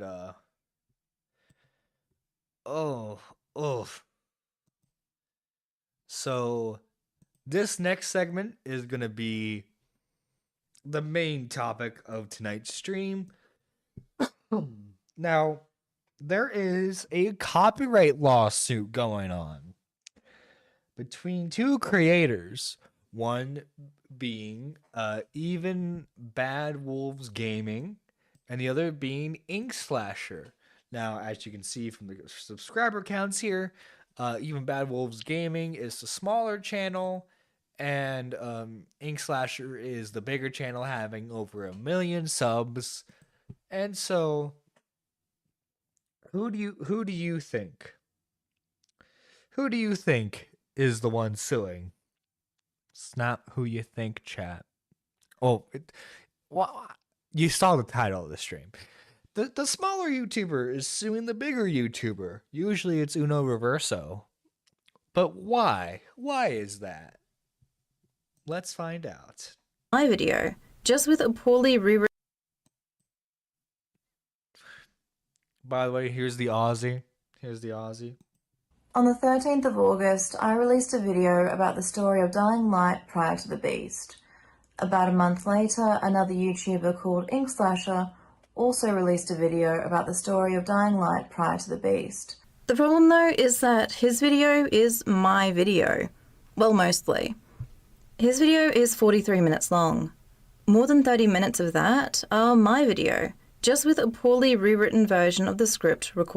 Now, these story explain videos, or these like there are plenty of videos like this where like someone explains a story or a lore to the game. And like this is something that I think is interesting, because usually when it comes to stuff like this, especially when like videos like this are a dime a dozen, you go, oh, well, there has to be just coincidences, right? Because obviously you're going to see the same cutscenes, especially early game with these types of games, because like Dying Light allows you to have like different ways of combating zombies, whether it's melee combat with different weapons or like obviously with guns. But early game, generally you're going to have kind of like the same general setup, and then like as the game progresses, you're going to have similar, I mean not, you're going to have different options for combat. But what we really have to pay attention, chat, is how the characters move in these videos and how the editing is done. That is the one thing we absolutely have to pay attention to, so keep an eye. Recorded over it. Let's have a look at the introductions to the franchise in both of the videos. This is all mine. My footage, my screen recordings of the websites, my composition, and most importantly, my editing. Most of the gameplay footage throughout Inkslash's video is my video as well. The remaining parts of his video consist of an intro and outro by Inkslasher himself, and cutscenes taken from Gamer's Little Playground, including the very first cutscene from the first game, where you can see not only Gamer's Little Playground's watermark, but also their subscribe. Yeah, so this is the funny thing. Even Bad Wolves Gaming has used sources from other channels, but gave them credit and left their watermark in. Inkslasher, who I'm assuming just downloaded Bad Wolves Gaming's video and then used that for like the general stuff, also left that in there. Graphic pops up. Look, my video took over 200 hours to make, and that's not an exaggeration. See, Dying Light 2 in particular has many different story options, and different endings depending on the choices you make. In my Dying Light 2 section, I made great efforts to identify each path. Cause look at this. Renegade path, Peacemaker path. Same font, same right-hand corner. This is the same video. And label them in the video. What Dying Light 2 doesn't have is a manual save system, so if you want to play through all the options and get all the endings, you have to replay it, repeatedly. So that's what I did in order to get the footage for my video. I would be very surprised if Inkslasher, on the other hand, has ever even played it once.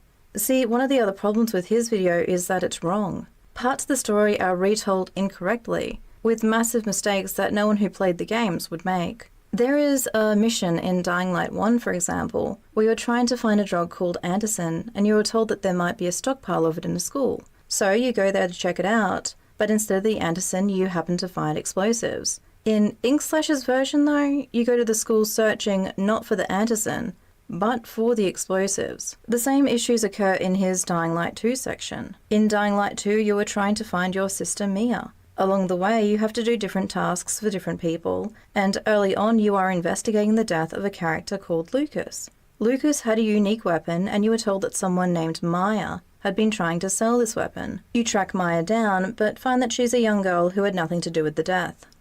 This is Inkslash's version. Lo and behold, the information that he finds out is that the person with the Lazarus weapon, in other words, the person to kill the commander, is a girl by the name of Maya, who is held up in the tenement building. So of course, Aiden goes there and meets.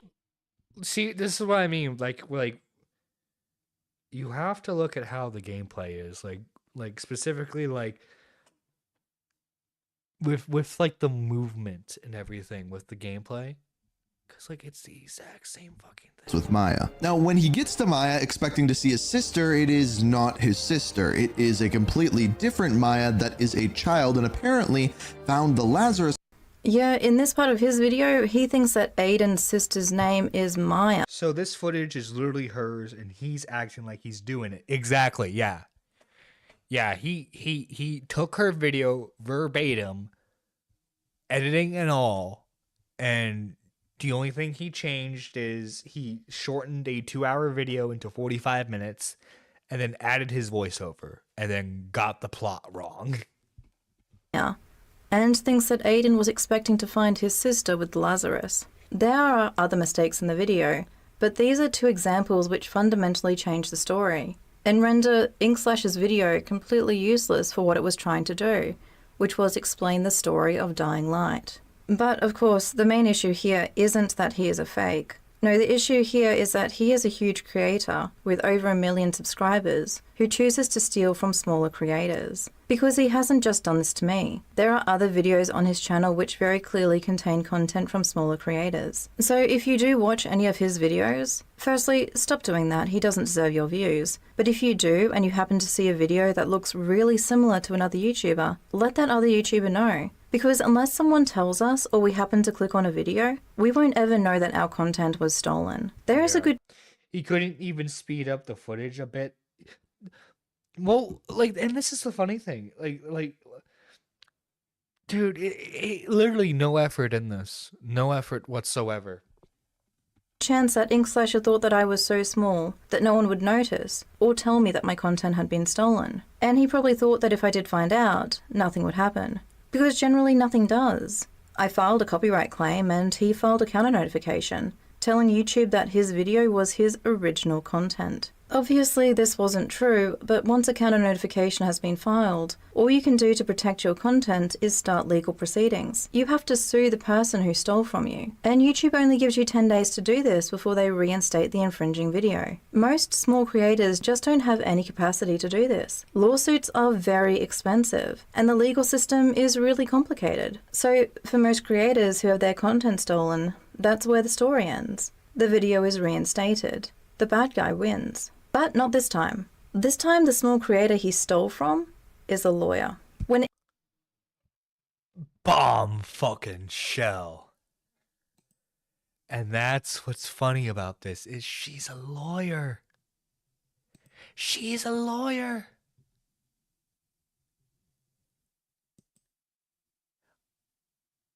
Oh shit, yes, exactly, Minda. Oh shit, indeed.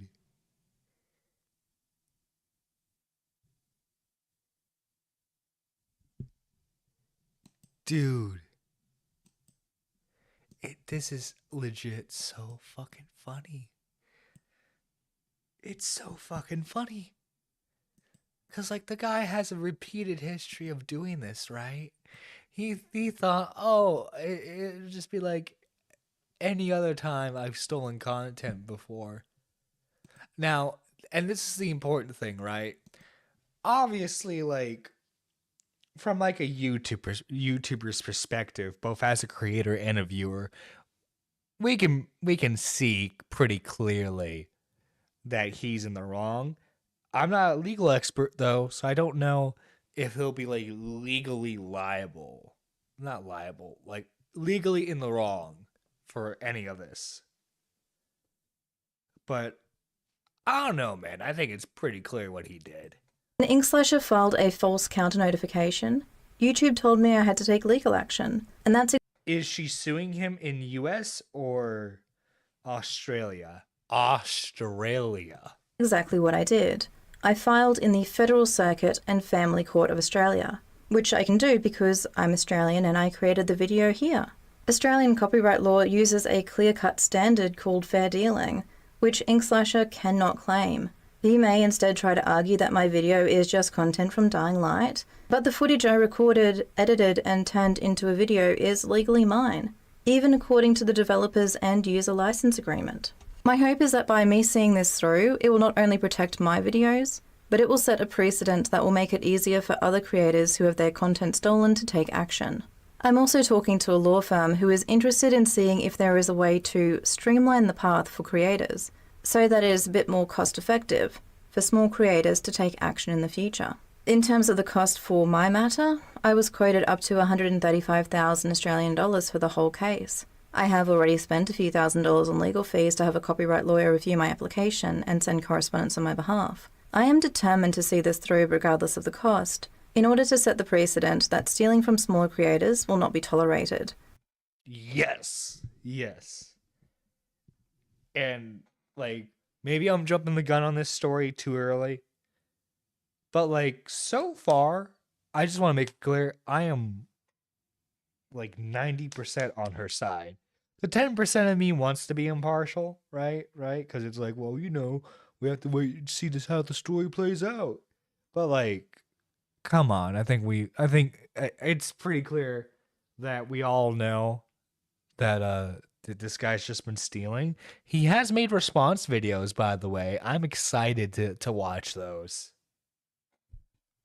And there will be real consequences for larger creators who try to take advantage of the power imbalance that exists on YouTube. I could use your support though to see this through. If you're able to, you can donate to my GoFundMe to help cover the legal cost of this case and set a precedent for small creators. Even if you can't donate, you can still help by watching my videos, sharing this one, or letting other creators know about this issue. While I am a lawyer with a steady income, I work primarily in family law on fixed fee matters. This means that I don't have tens of thousands of dollars readily available to cover these legal fees, unlike larger creators who make significant income from their channels and can use their resources to crush small creators. Every bit of support helps level the playing field. And if you are a small gaming creator, maybe take the time to have a look at Inkslash's channel, just to make sure that your content doesn't appear there.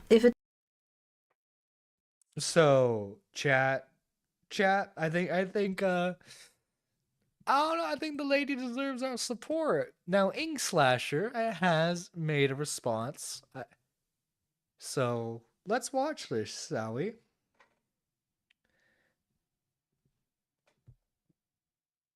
I sent you his full video in DMs, Nerdy, if you want to see it. Thank you, British Runner. Unless he cut it off, I mean, full thing's right here. So apparently, can you explain to me unless you just sent me the YouTube link?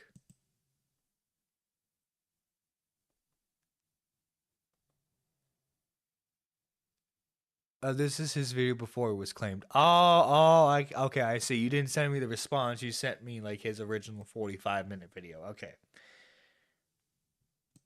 I am being sued, and I obviously haven't said anything as of yet because I didn't know what I was allowed to say.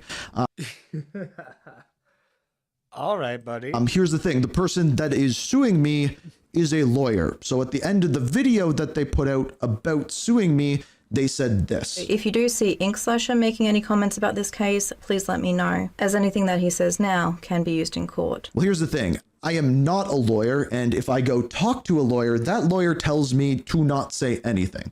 But I've been on YouTube for a very long time, and I feel as though you guys deserve to know what is actually going on, because in the video that was put out about me, it is not the full truth whatsoever. Oh, it's not the full truth, buddy. It's not the full truth. Oh, I want to see how you explain this one. Because, like, guys, I don't know if you knew this or not, but, like, we can look at the upload dates. We can look at the upload dates of the videos, and we can see that her video came out first, and we can see that you guys have the exact same editing. Isn't that crazy? Isn't that unique? Isn't that funny, guys? Oh, even Bad Wolves sent that to you? Oh, that's cool. Dude, I am genuinely curious how he's going to explain how, like, it's just like a full blown it's going to be like a full blown, just like the editing's the exact same.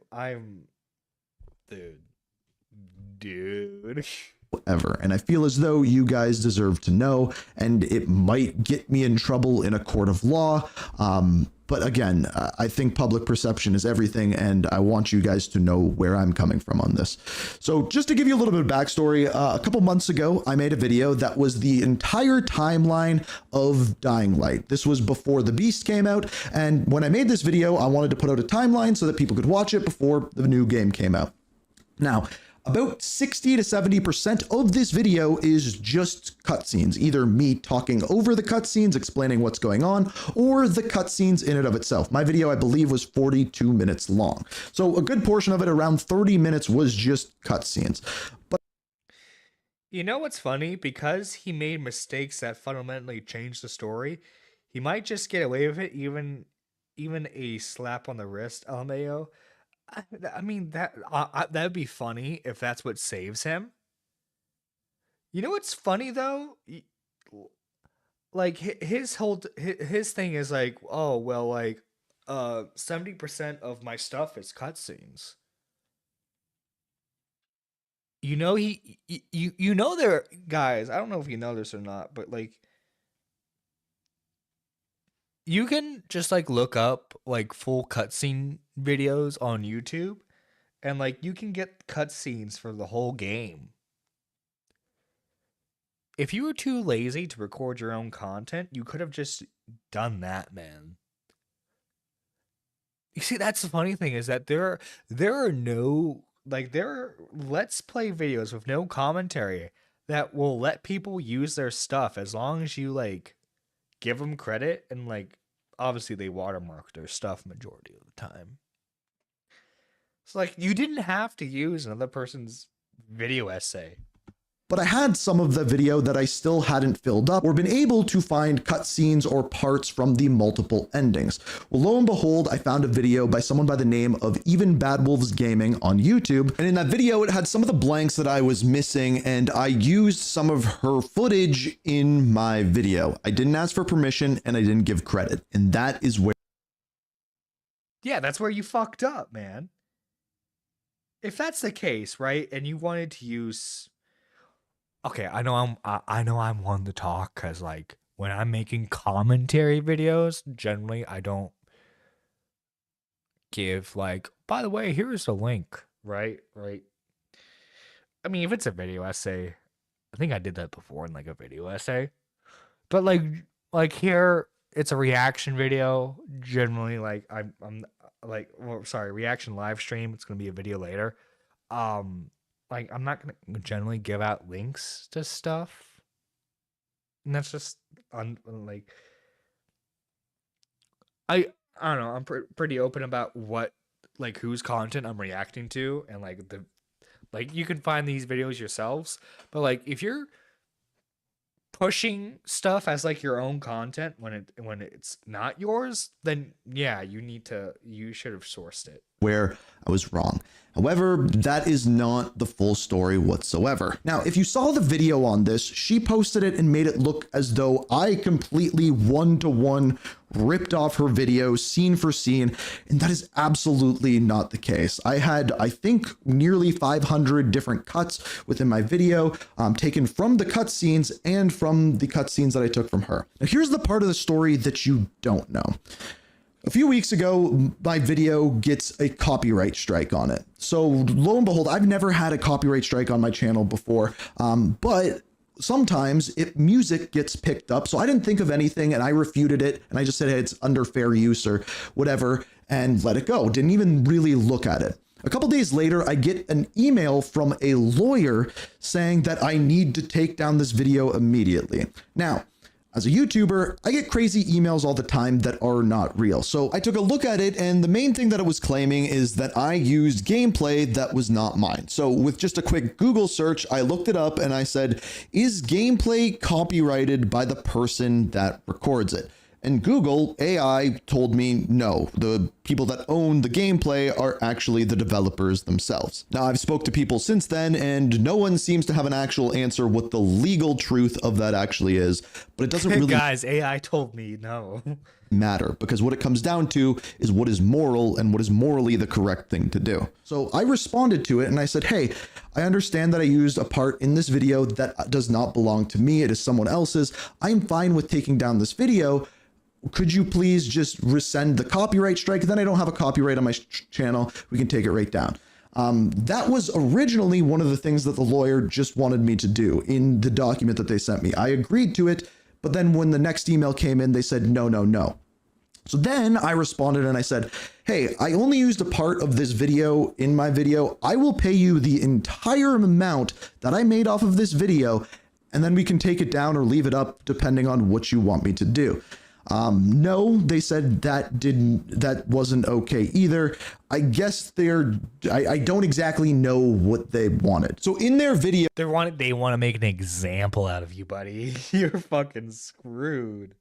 they said that they want to sue me because they want the system to work correctly. Well, to me, a copyright system exists so that the proper people can get paid from the work that has been done. And in this case, even though I didn't take the whole video, I offered to pay every cent I made off of that video to them. Conveniently, You tried to pay them off.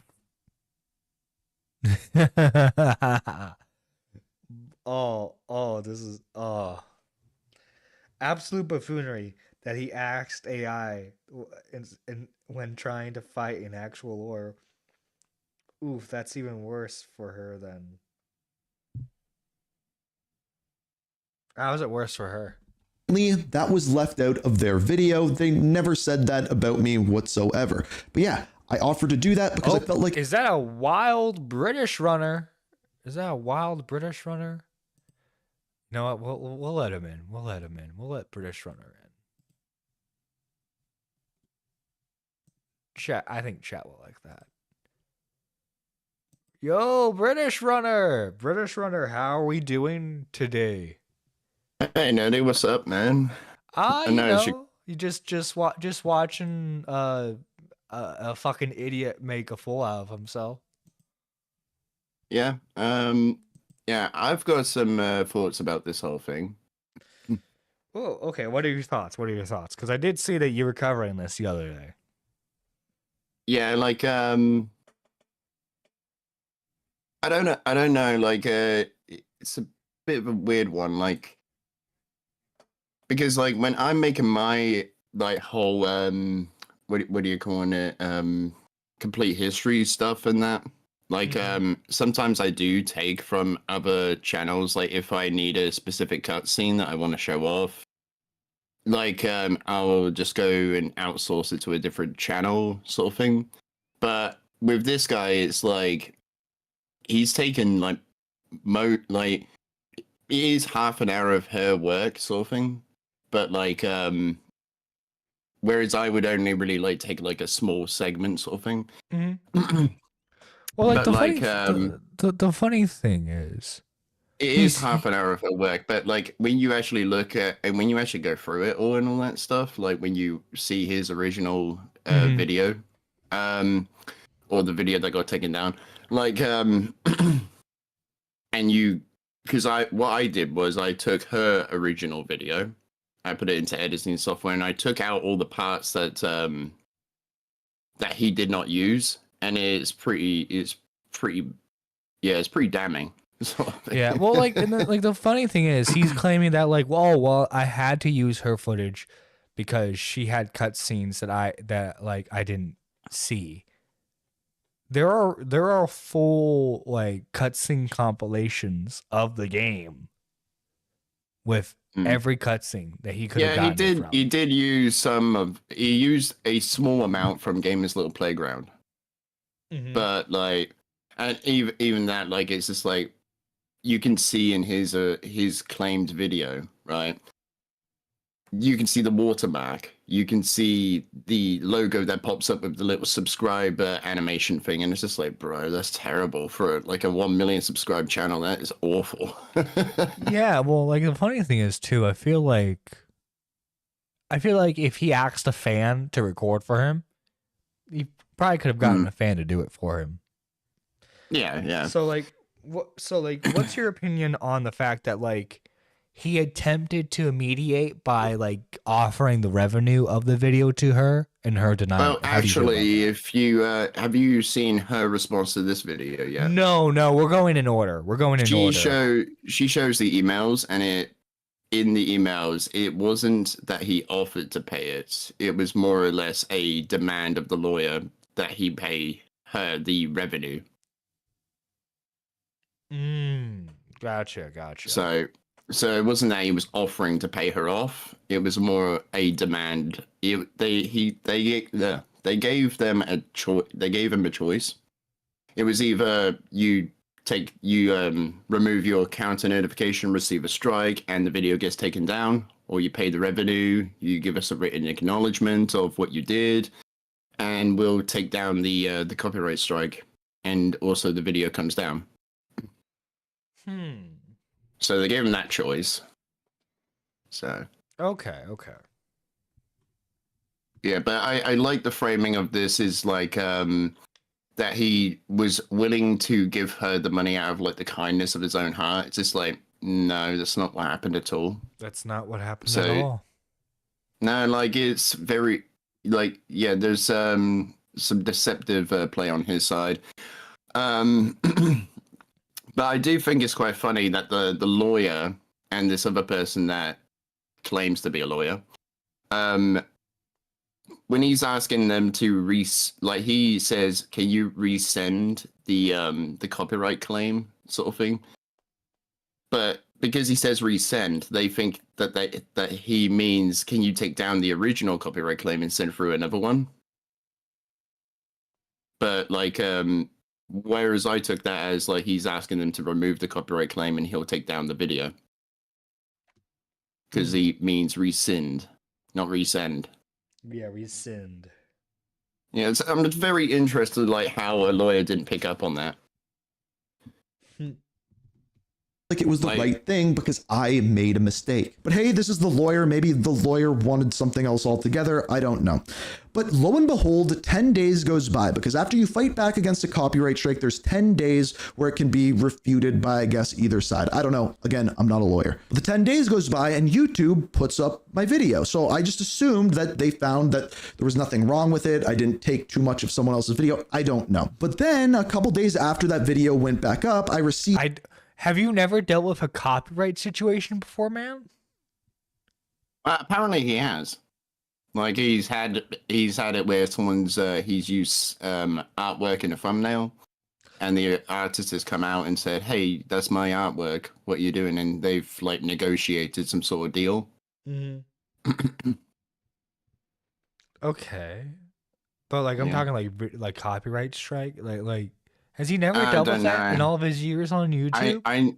I have no idea. I don't think so. Like I think the reason why he was so adamant about having this copyright strike be dealt with before is because he as I had some viewers like that were kind of like baffled as to why he was like scared of having a copyright strike on their channel.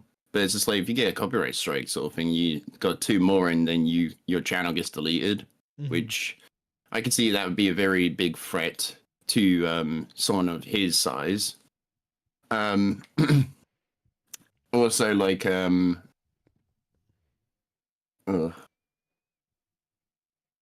like it also like restricts some things that you can do, doesn't it? From what I understand, like it's a little bit before you can like upload.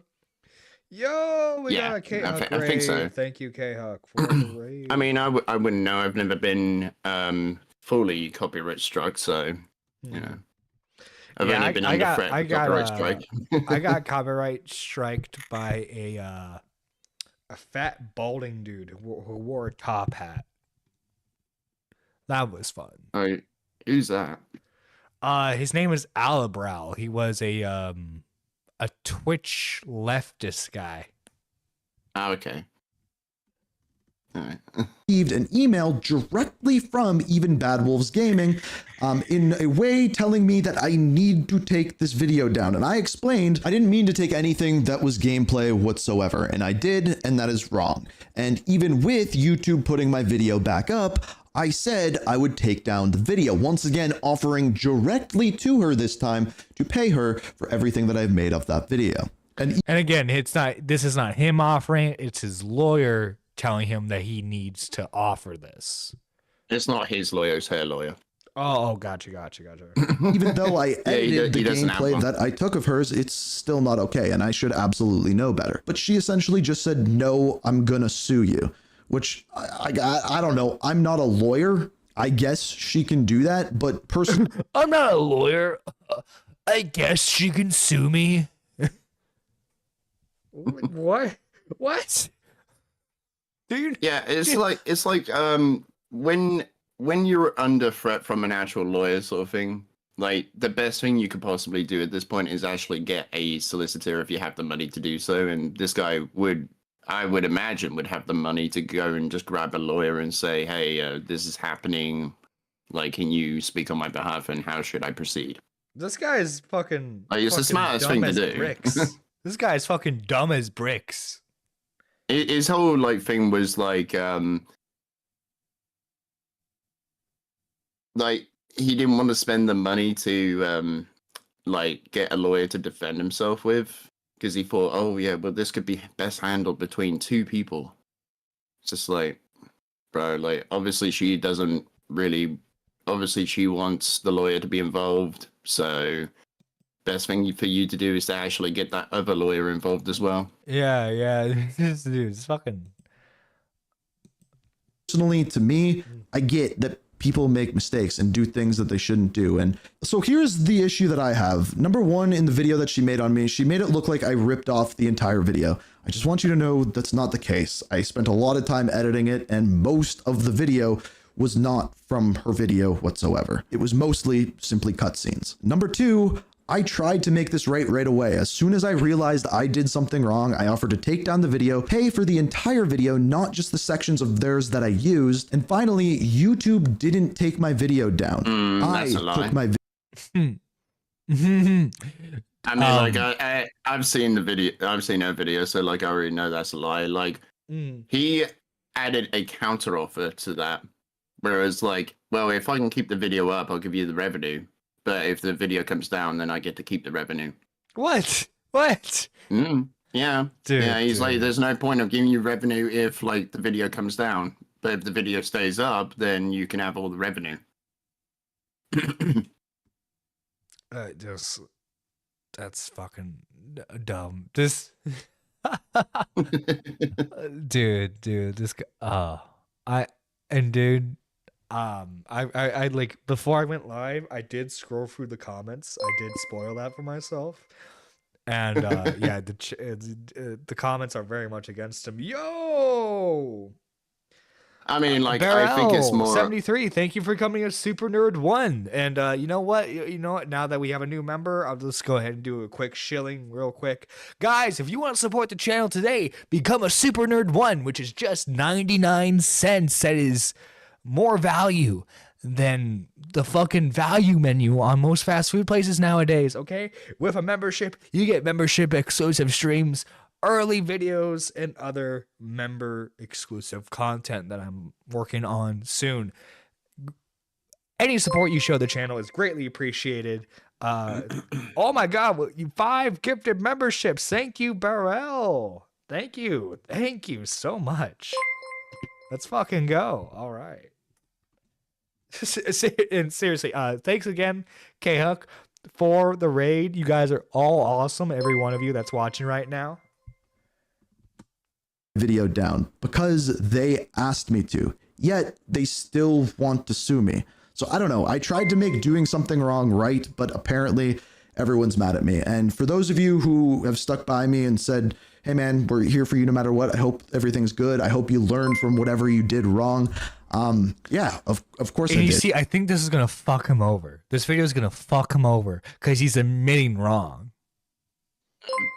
Yeah, like for me personally though, like when I first heard of this, when I went through this on my stream, I thought that this was just simple, like, well, it was just gameplay, it's just cutscenes, who really cares? But when I after appearing on K-Huck's stream, I went through it all, like, and I like did like my my whole thing, and I basically like I went through her video, I went through his video, and it's kind of clear that this isn't just like half an hour, like from like the beginning segment to like the halfway point. It is constantly throughout her entire video that he's taking these snippets or taking these parts of her video to use as like a backdrop for his, and including like also the editing as well. So my opinion has changed on this a little bit, but I'm still a bit half and half on the whole like he stole my video, because like for me personally, I've had this happen to me before where someone has like taken quite a lot of one of my videos and stuck it in theirs. Like this happened this happened like recently, where like the other person took my Diablo video that I made for like the complete history. Yeah. And they took 2 hours of my 4-hour video, and the only thing that they added visually to that whole thing was the end of the video, which was like 30 minutes of talking about the Diablo 4 DLC, the Vessel of Hatred. Are you serious? Yeah, and the thing was, I translated their transcript, and it was just a minor alteration of my original script.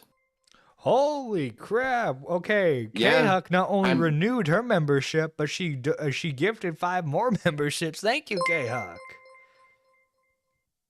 So like that's the reason why I'm a bit half and half on calling it a stolen video. Sure enough, it's like the gameplay, the cutscenes, and all that stuff have been taken, and her editing had been taken from her video. So I think you could have a good argument for that.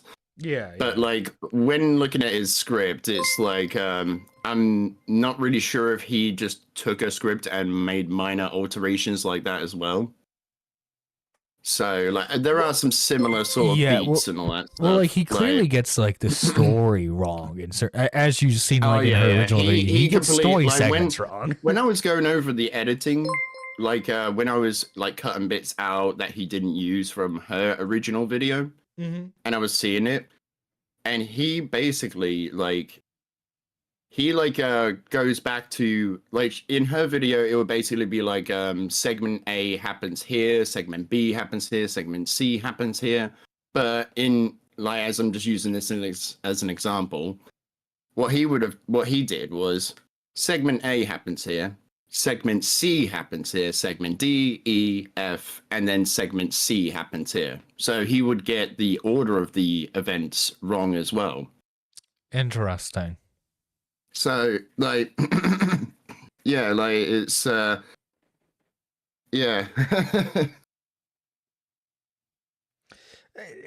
Like yeah, it's just crazy. You could tell you could tell, yo, purple heart, aka Nintendo Mail. Thank you for becoming a super nerd 1 today, my friend. Thank you. A lot of memberships tonight. Thank you guys. Seriously.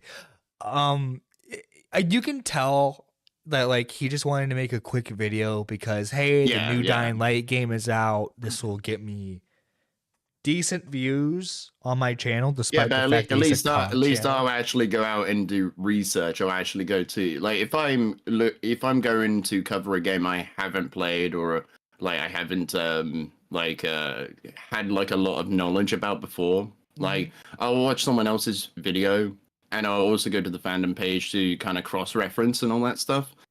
But I will also like rewrite that in my own words. I'm not going to just copy and paste from another video.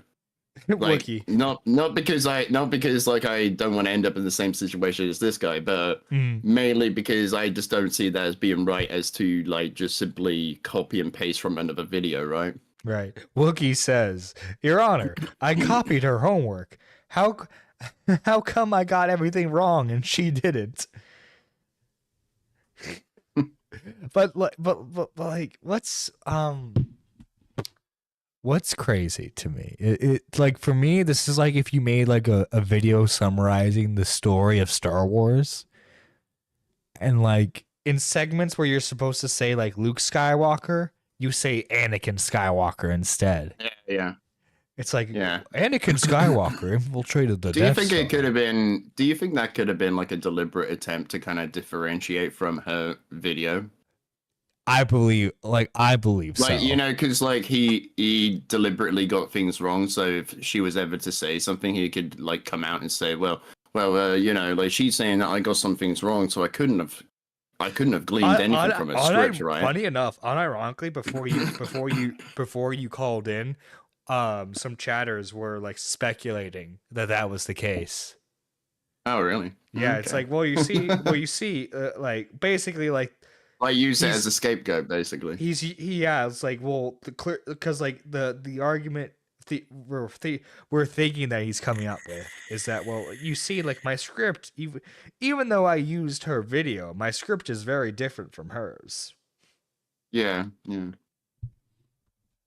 And I'm always learning and I'm always trying to be better because of it. But to me, the reason why systems like this exist is because people make mistakes. People edit their videos and put a song that they maybe don't know is copyrighted, or use an asset that someone else has created. That is why in the past, when, say, I've created a thumbnail and it turns out it's not an image from in a game, it's one someone created, for example, on DeviantArt, when that person reaches out to me, I always offer to either give them credit for what I used, take it down, or pay them, because their work deserves that. And it's the exact same thing I did here. Now, again, I tried to make it right, but if someone just wants to sue me, you may not know this, but lawsuits literally ruin people's lives. They last years, cost hundreds of thousands of dollars, and for a mistake that's immediately tried to correct itself, I don't feel as though that's the right thing. If you want to fix the system, I don't think you should be going after me. You maybe should be going after YouTube directly themselves. However, in this case, I tried to use the system correctly to get the money and to get the credit to where it is supposed to go. If you still don't believe me that I didn't rip her video... Yeah, and she's using the system correctly too, to sue you.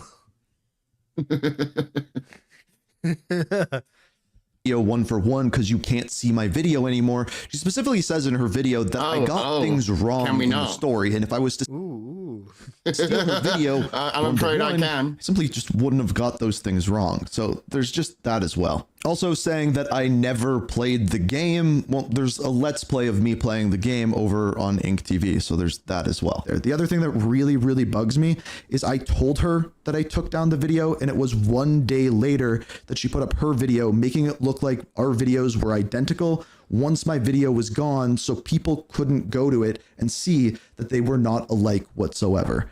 That part really bugged me. But anyway, I'm probably still going to get sued. I'm not a lawyer. She is. If you want to know where I'm coming from on this one, first things first, I should know better than to use someone else's gameplay. I've been doing this for long enough where I should just not do that. I got carried away while I was editing the video, and that's absolutely not okay. So even Bad Wolves Gaming, I apologize to you for that. To my fans. Like, would he have said that if he never got caught? No, he wouldn't have. He would have continued doing what he does. Because yeah, exactly. I don't know which videos, but she alleges that he steals content from other creators as well. So supposedly, this is not a what she first-time says. offense. What she says. From what I've heard from her side is that he took from her video, but also took from players, like Gamers Little Playground. For this specific video, she speculates that maybe he's done this to other people in the past, and that's it. Like, we don't have any sort of definitive proof if he's done this to anyone else, other than him saying that he's used other people's work before for his thumbnails. Right. And that's it. Fans, I apologize to you. Again, I should know better. It's absolutely not okay for me to do that. And at the very least, I should either be asking permission or at the very, very least, giving credit. That's on me. That is my bad. So just to be clear, what happened here is no, I did not take the entire video. I took small bits of it, and even the bits that I did take, I took and edited. Now, in something like a movie, I would assume that this would fall under fair use. That's why people can put up movie reviews and things like that using clips from the movies. However, apparently in Australia, where she's suing me, apparently fair use doesn't exist. On top of that, I didn't ask for permission or let them know, which was where I went wrong. So here's where I want to finish just things want to off, add something because Yeah. like, from what I've seen, when you sue someone internationally, because apparently this guy lives in Canada. Oh, he's a Canadian? Yeah, apparently he lives in Canada. So like, she seems to Disgusting. think that if she's suing him from Australia, then it's going to be taking place in Australia. But as we've seen from other court cases, like, I don't know if this is different for a copyright case, but like with the whole Carl Jobs Billy Mitchell thing, Billy had to go to Australia to sue Carl. So like, I don't know why she seems to think that if she sues from Australia, it's going to be happening in Australia. Surely she would have to go to she would have to go to Canada as well. It was the same thing when Dark Viper was also like thinking about suing Chud, or like taking it to court essentially. Like so like what do you call it? Oh yeah, well He would have had to go to the UK to sue Chud. So yeah. Well, it's funny because like well, I think it depends on where you file the lawsuit. Because she says she filed the lawsuit in Australia court. yeah, I don't know. I just don't know. Because like I- if I'm correct, I think it if there was like a this comedian told like a story about like his like divorce, and like he had basically like the state he was living in at the time would have been more lenient on him for like divorce proceedings. But I know a divorce is different from a lawsuit, but it's both legal stuff, so like that's why I'm mentioning it now. I want to clarify that. But like she wanted to sue him in, I believe, California, which would have been more lenient on her for like the divorce. So he had to make sure that he sent the papers, like the divorce papers first to serve her. Cause like, in order to like have the court be more favorable towards him. So I think, I mean, it could change because like this story is probably going to get updated every few months from both sides. Yeah, apparently the court date's already been finalized. Like, apparently it's going to take place on the 30th of January in the new year. Ooh, okay, that's interesting. Yeah, it's bit weird. There's like that's the finalized date. Like just round the corner. Mm-hmm. Like, I find that's a bit odd as well. Because as we've seen in other like court cases, this has taken like years to organize and to get to a specific date. Well, depending on how the lawsuit goes, this might take a while. Because like I assume this guy probably has money in backing him up too. Yeah.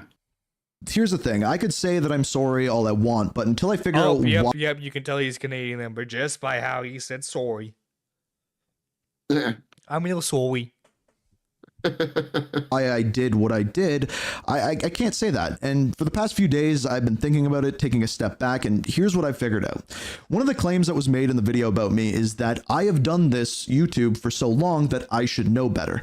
But I would argue it's actually the opposite. From what I've seen from the very beginning of me doing YouTube and social media, the entire internet is completely the opposite. From the first time I made a video that got over 1 million views, within that first year, it was stolen over 100 times, whether that be the script of the exact video, the footage that I used, the formula of the video, or any of it. It was taken. Even the thumbnail has been taken hundreds of times. Now, that doesn't make what I did okay, but it makes me numb to seeing this. I never sued anyone. I never went after any action, but time and time again, my thumbnails have been stolen, my videos have been stolen. Just go on TikTok nowadays and look at your favorite YouTuber.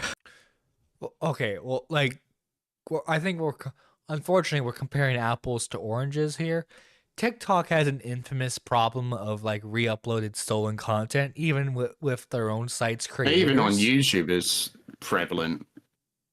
Right, but at least with YouTube, you have the tools to take that stuff down.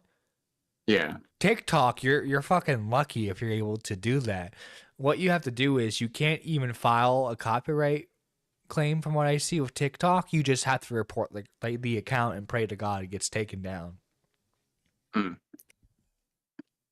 90% of the videos that you'll find is just someone else posting their videos and potentially even making money off them there.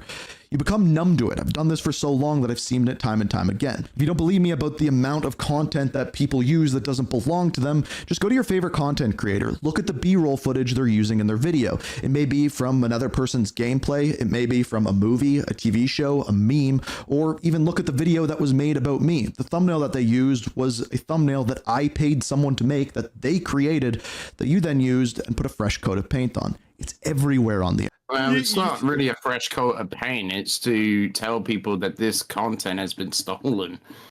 Yeah, no, yeah, like it's pretty clear. No, yeah, like it's to signify that your video. It's not someone just took the thumbnail, recreated it with their own spin on it. Right.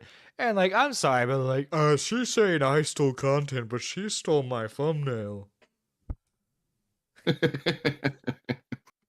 I'm the victim here, guys. The internet. But just because it is everywhere on the internet doesn't mean it's the right thing or the moral thing. And one of my favorite sayings is be the change you want to see in the world. And with a larger following like this, that is something I absolutely need to do, and I didn't in this situation. And for that, I apologize. To even Bad Wolves Gaming, I'm sorry for using your B-roll. I will make sure I never do anything like this again. To my fans, those of you who support me, B-roll. I apologize to you. I need to be better than that, and I just wanted you guys to know the entire story. I took down the video. I offered to pay for the entire video to the person whose B-roll that I used. Aside from that, there's not much else I can do, aside from making sure I never do this again and be that change that I want to see in the world. And okay, before we get into her video, because her video is like 40 minutes long, I did see. I will just say it's not like you don't have to watch the whole 40 minutes. It's like half of it is her showing emails and giving her commentary. The rest of it is just showing the side by side what he took. Oh, just like more proof of what he did. Yeah.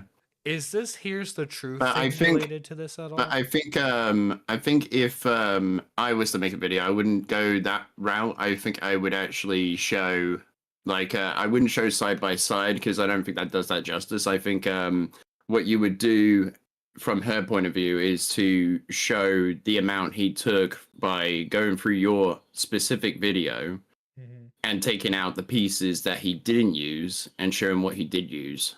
Like to show the full extent, right? Right. Like on like a timeline sort of basis. Yeah, I mean, okay, let's give her the benefit of the doubt. Let's assume that this is like the first drama she's getting into. Oh yeah, so yeah. It's like she might not fully be aware of what's more like. Yeah, I'm just saying like what I would do sort of thing. Yeah. No, I get it. Let's see what this one is. So here's another day and more internet. I can totally get where he's coming from. Where it's like she in her videos kind of framed as like he took it beat for beat sort of thing, the entire project and all that stuff. Because that's kind of like I guess you could see how that would be framed in her video. Yeah. But it's not really that's not really the case. But most of it is like he took some parts that were her editing as well. like with the screenshots, like the website. yeah, the website, but like it's like you could have just like taken like pieces of your own like walkthrough if you've done like a walkthrough. Like you could have just taken pieces of that and used it for your video. It's like that's the like when as soon as he said Unless it's like what do you call it? He like if he's like other gaming YouTubers who do streams and he does like a face cam and all that stuff. I guess even then, I think you could still it would be perfectly fine to use the B-roll from that. Yeah, but it wouldn't be as good though, would it? It would be his own content. He wouldn't be in the trouble he is now. Yeah, I know. But like, I know how people in the gaming space can be when they look at one of these like complete history videos. Like, no one wants to see like a face cam, and no one wants to see that. They want to just see like a gameplay or like the cutscene and all that stuff. Right. Drama. So first things first, if you didn't see my video yesterday or somehow you don't know what's going on, yesterday I made a video apologizing to Even Bad Wolves Gaming for using their B-roll in gameplay in a video of mine that was the entire timeline of the Dying Light. Now in that video, I said what I did was absolutely wrong. I shouldn't have done it. I'd be willing to bet that. Is that not gonna fuck him over in court though? I feel like that's gonna fuck him over in court just by him saying that. In what way, Nerdy? What do you mean? Because he's admitting to like fault that he shouldn't have done it. Yeah, I think he's admitting to fault of taking gameplay and cutscenes. He's not giving the full like story though, where it's not just the gameplay and cutscenes. Because that's what I thought at first as well. Like it's just gameplay and cutscenes. It's a nothing burger, but like but it's more than that. He took her editing, like the edits that she would make as well. Yeah, but like, he's admitting to like just to like doing what she's suing him for, and like that can't help you, dude. Like if he has a lawyer at this point, the lawyer has to be screaming. It's like, you did what? What the fuck are you doing, man? I could have convinced them, but now you're fucking us over. Although to be fair, if he has a lawyer, I don't think they care. like it's like, oh, okay, well, fuck it, I'm still gonna get paid for this. I'm still gonna get paid for it. You're still a cash cow to me. Yeah, you don't got me on retainer. There'd be another video coming from her showing more of the gameplay that I used, but again, I've admitted to doing that. It was absolutely wrong, and I will make sure I don't do that again. Now, again, in her video talking about me, she never mentioned that I tried to make amends immediately. And in my video, I explained that I did, and that there's an email chain between number one, me and her lawyer, and then number two, me and her. And a lot of you just simply didn't believe me or wanted to see those emails. Now, I didn't put them in the original video because I didn't want to dox anyone, nor did I don't know, it just felt skeevy doing so, but enough people have asked to do so that I thought I would get ahead of things and just put all the chips on the table, show you everything that happened, and you can be the judge. Again, what I did by using someone else's B-roll and gameplay, absolutely not okay. I apologize to her for that. That's out of the way.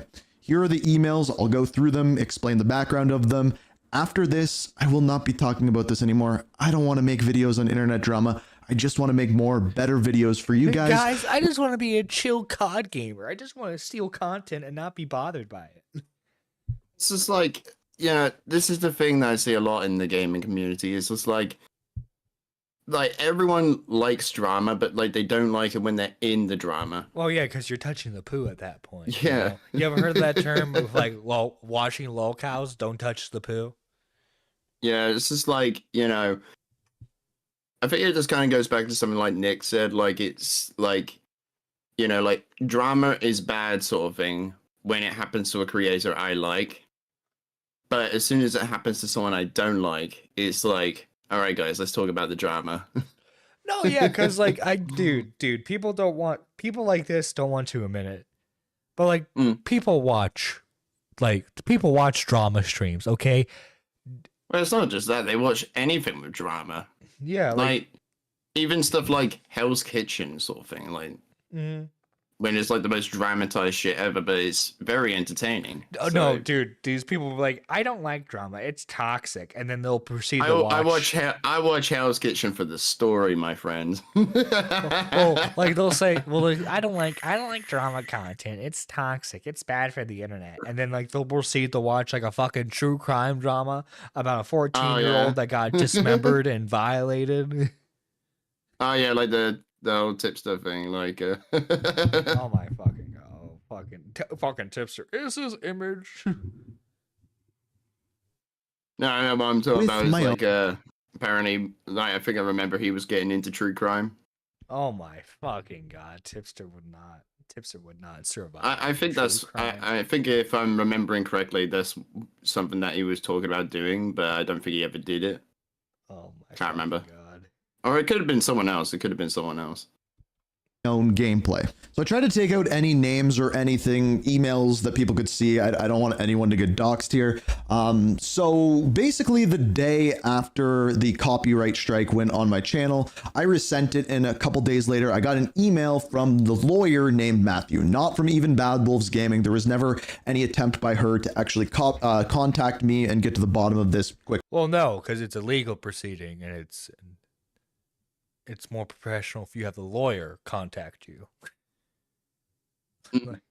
The lawyer immediately sent me what appeared to be a lawsuit in a PDF. I don't know if I can show that, so I'm not. But basically, the thing that I took away from it is that when I resent the copyright strike, I said that what I did was under fair use. I said that like what I used was someone else's gameplay, but because I edited it, put my own script on it, put my own audio on it, all of that kind of things, I thought it was okay. And I thought that YouTube could just make that decision as to whether that was true or not. Now, I get this email from the lawyer saying that that is absolutely not the case. So I respond to this lawyer saying this. And I said, you can tell your client if they rescind the original copyright strike, in other words, taking the copyright strike off my channel, I will take down the video and not re-upload it. Assuming by saying this, I'm saying, hey, I did something wrong here. I will make this right in this way. The lawyer then responds with a lot that I didn't understand, but the one thing that I did is our client also understands that if she was to withdraw the original copyright complaint, YouTube would consider the matter to be resolved and would reinstate the infringing video. And that is why in my original email, I said I would take it down. Like, you have my word here that I will just take down the video anyway. The one thing that does come up in this email is this right here. It says this acknowledgement and like, as I said before, like they think when he says resend, he literally means like, hey, take down this copyright claim and put through another one, right? It's just like I don't know if like it's just a bit weird, like why they would take that so like literally, like on a sort of semantical sort of basis, like I find that's a bit weird. Like surely like common sense would be like, oh, okay, so he probably just means rescind, not resend. They're just taking everything literal and like, oh, resend, sure. Yeah. Yeah, sure. I'll resend it. I don't know what that means, and it was probably at this point that I should have just gotten in contact with a lawyer. I just didn't want to have. Oh my god, you think? You think you should have gotten in contact with a lawyer, buddy?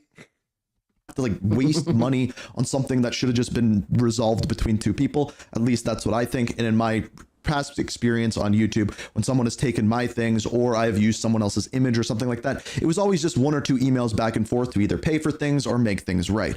But when dealing with the lawyers, it makes things a lot more difficult. Now, in this next email that I sent, I said that if I withdraw the counter notification, the copyright strike sits on my channel.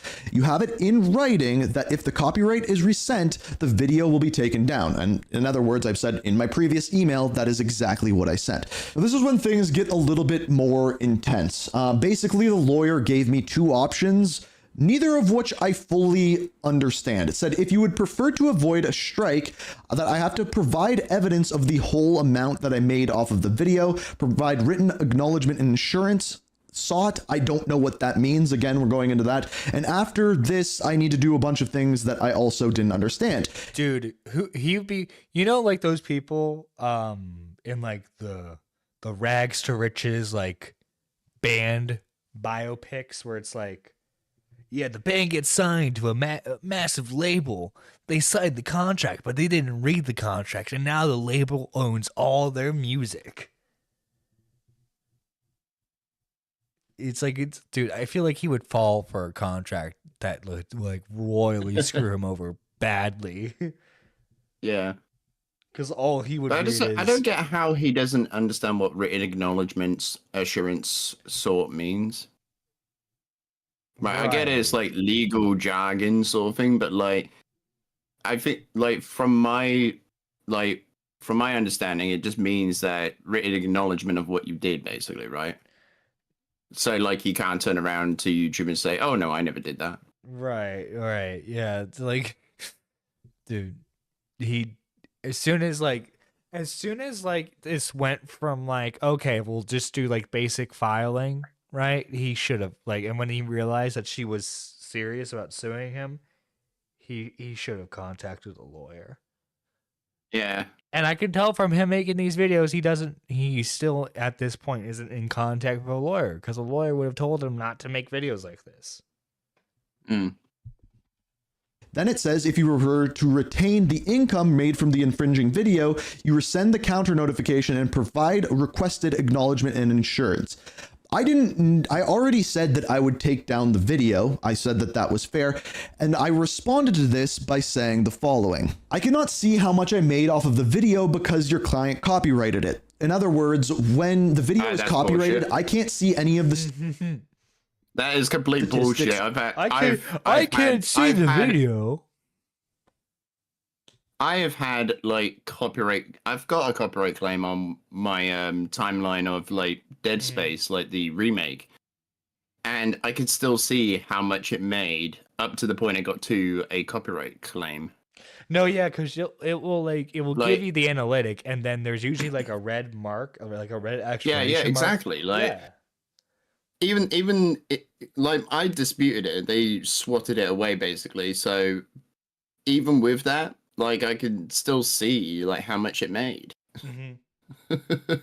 Or anything for that video. At least I couldn't when I went on there. So I couldn't tell them the exact amount that was made off of it. And I said, if your client feels as though the entire earnings of the video deserve to be theirs, again, this is where my grammar is just absolutely brutal, and actually talking to someone would have been a lot better. I said, it is well known that gameplay is not copyrighted content. I included this in my earlier video. I said that is what I understood. From what I know now, that may not be the case. And I said, but just to get it over with, if the copyright is taken off, I will play the client what the video has earned to date. Then at that point, the video would stay live. I should have had a question mark there because I didn't understand that part of it. There's no point to pay anything if the video will not stay live. What I was trying to say here is that if the video was to go back live, I would be still playing even Bad Wolves Gaming from that video.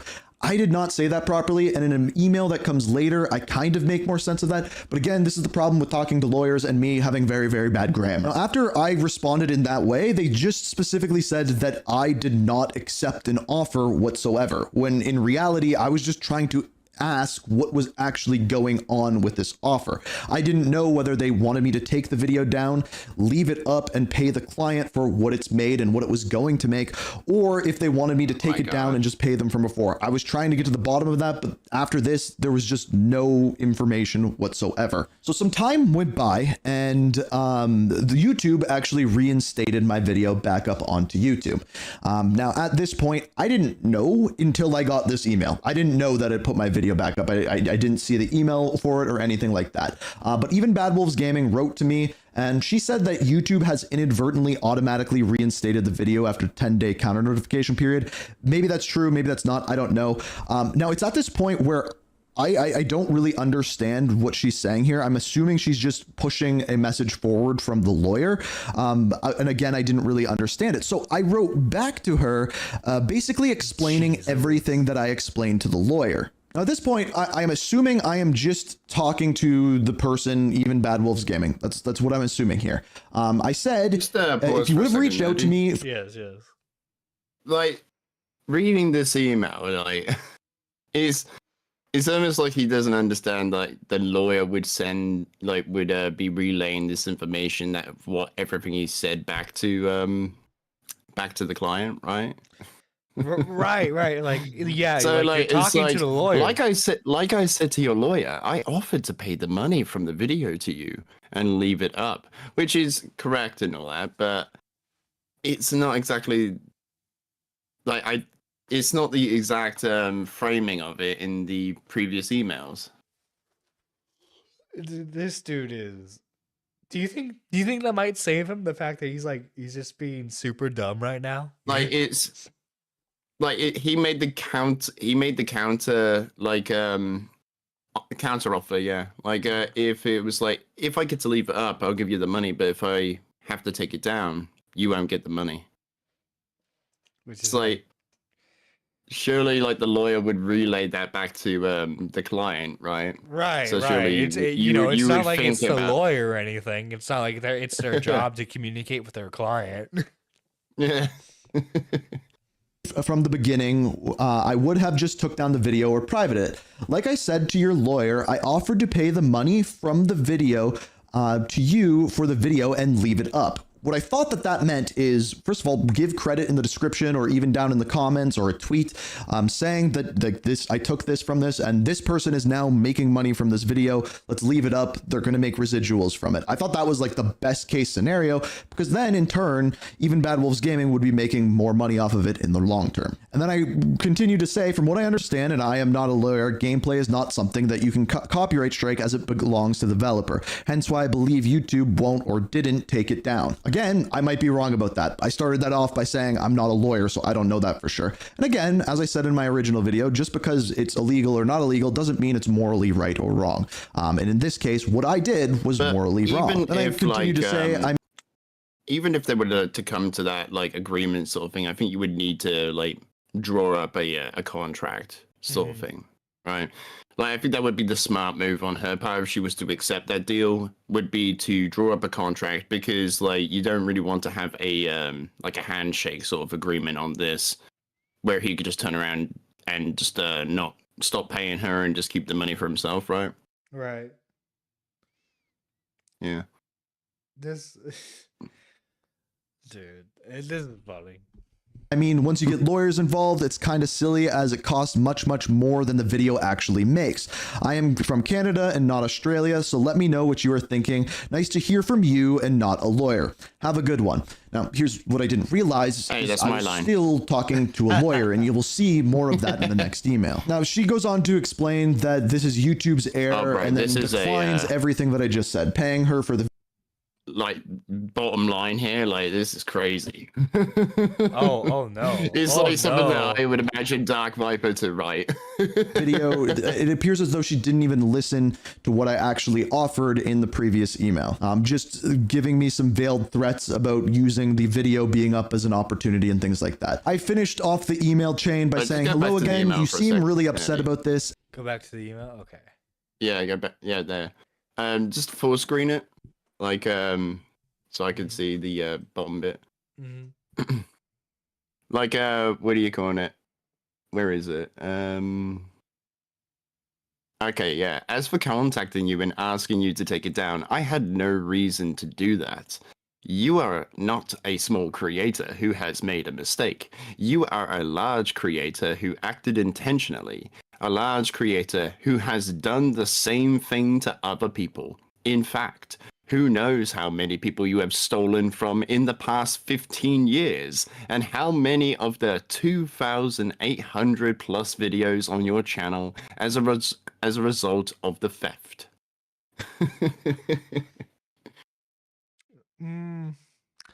Nah, it's too short to be Dark Viper. Yeah, I know, but like it's just a bit like, I feel like it is also like, it's like, oh yeah, this will fucking destroy him, like sort of thing. Like that's what she's thinking at the moment. It's like, yeah, this will fucking get him. This will fucking get him. But it just sounds so, it just sounds so fucking cringe when you read it back. Like it's like you think of like, okay, so what would Gus Fring say in this scenario?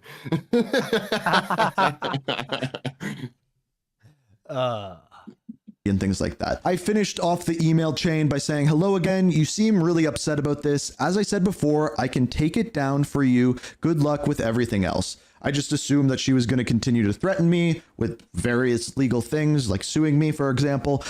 So I took down the video, as I promised I would, as soon as I realized it was back up, still offered to pay her money, and we are where we are today. So again, from the very beginning, I was in the wrong here. I knew that and immediately offered to take it down and make things right. I believe that is the right thing to do. And I wish that conversation could have been had between me and even Bad Wolves Gaming right away, instead of just throwing a lawyer into the mix and everyone getting confused. Now, again, this doesn't take away. Honey boo boo. No, it wasn't everyone. It was just you. It was just you. Wait, sorry, what? He's saying everyone's confused, and it was just you. It was just you, my guy. You were the only one confused. Away from anything I did. Taking her gameplay and taking her B-roll is without permission, without credit, absolutely not okay. I've said that from the very beginning. I will never be doing that again, and I will make sure of it. But now, all the chips are on the table. You've seen the emails, you've seen the conversations, you know what happened, I filled you in completely. I really don't think there's any reason to talk about this anymore. You do something wrong, you try to make it right, and yeah, it's gonna happen. Everyone does things wrong from time to time. You have to learn from them, and you have to be better because of it. And I will be. And if anything, the good thing to come of this is that my videos and all the videos you'll see coming forward on this channel will be better because of it. And that, I mean, to give him some credit, he's not like schizoing out. He's approaching this relatively calmly. Yeah, but if he's like had this happen to him sort of thing, why would he do it to other people? No, yeah, right. I think, well, like from like his general speaking. Like if it was just like a couple of clips, I wouldn't really care. But like this is a bit more than just a couple of clips, right?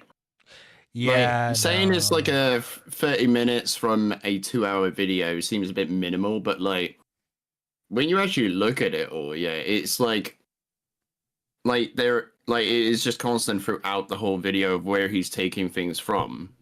Like it's not like just 30 minutes of like the, as I said before, like the beginning to the halfway point. It's 30 minutes stretched across her entire video.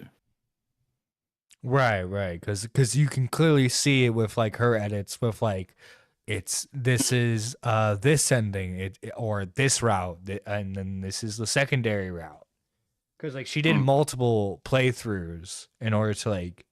Yeah, and it also stretches across different. I think it's like second game or like DLCs and all that stuff. Yeah, her video covers the first and the second game. And yeah, and also I've had like the reason why I was a bit more skeptical in the beginning was because I've had it where a bigger channel has just seen from one of my videos, like because I used to have like a debug like sort of footage that someone made for me, where like you go into like the developer's what do you call it, version of the game itself, so you can go like free roam camera. Yeah. You can create more like cinematic shots, sort of thing. Like you can like pan through the corridors of like this ship and all that stuff, like how it would be seen in like a trailer. Right? Yeah. No, I get what you're saying. But like, yeah, like I've had that taken from me before, but I just never really gave a shit about it because it was just like, well, it's just gameplay, you know. But like, this is clearly more than just gameplay and cutscenes. Right. No, yeah, it's I mean, like I'm interested to see how this story is going to develop further, cuz same. My guess, like I think ideally they'll be able to like make some sort of settlement outside of court. But like I don't know, she's pretty determined as to like make this an example of something. Yeah. Like that's the other thing as well, is like she has a bit of like a few different sort of motives for this. First, as we saw in the emails, it was about revenue. Like she wanted the revenue, but now she's turned it into some sort of moral crusade. You're right. And like, have you seen her GoFundMe? I have not looked at the GoFundMe itself. Let me take a look. See. Speaking of GoFundMe's, did you see Brandon Buckingham's stuff? Brandon Buckingham? What's that? Oh, Brandon Buckingham, he's another YouTuber. He recently got into the hospital, and unfortunately, he won't be Oh able- yes, I have seen that. Yeah, I reposted his tweet. Let's see. She's asking for, is that 50K. 50K, and she's got 10,000 so far. Yeah, the lawyer expense is going to be 100K. I think that the reason why she's asking for 50K is because she already has like the other half from her own like personal bank account. Right. She just needs the other half to. Yeah. But a concern of mine with this is, what if this doesn't go the way you want? You're going to be in, like, say for instance, you only get like 20K raised from this by the time it goes to court. Mm-hmm. You're going to be 30 grand down, right? Right. Over something like this. Well, I guess the gamble in this type of situation would be It's like, is it really worth, like, that consequence actually happening, sort of thing? Right. Well, this is where we see if they'll settle out, right? Because if she loses money, she'll probably, like, the less money she'll have, the more likely it will be that she'll be willing to settle out of court. Yeah. Because, like, I mean, I, as much as we joked about this guy being dumb as bricks when it comes to like understanding the grasp of the situation, he's got, more than likely, unless he was dumb with his money, he's got money for a lawyer. That is a possibility at this point. Oh, I bought 500 Funko Pops. Now I'm out of money. I wonder why. Maybe he went into crypto, mate. Oh yeah. He sunk all his money in fucking Doge. Well, Boogie went into crypto. I guess I'll do it too. God. Right, yeah. But no, I am very interested to see how this story will play off. Thank you, British Runner, for calling in and joining us as we covered this. Yeah, no worries, man. It's been a blast. Yeah. And now we have to thank all the lovely members. First off, we gotta thank Pigeon Salad for being a Super Nerd 3, going further beyond with his support. And thanks to Barrel and thanks to K-Huck, we now have a bunch of Super Nerd 2s. We gotta thank Kanga, we gotta thank Killjoy 40K, Kiko, Starbird. We also have to thank Kaylee, I think that's how you say it, Zero Core, Kevin Z, Mysterious K, Twilight Midna, and Glenn Harris. Thank you guys so much for becoming members today. And now we gotta thank the Super Nerd Ones, which again, guys, you can join for just 99 cents. We got Brandy A, Nintendo Mail, Weird Collar Guy, Cool Anime Girls, Wookie Z, Kicking the Swede, Neon, Lady Nerdiest, K-Huck, Daniel, and Annie. Thank you all for the support you've shown this channel. I am Nerdy John, signing out, and let me get the fucking the music starting here, guys. Professional YouTuber, by the way. I swears, guys.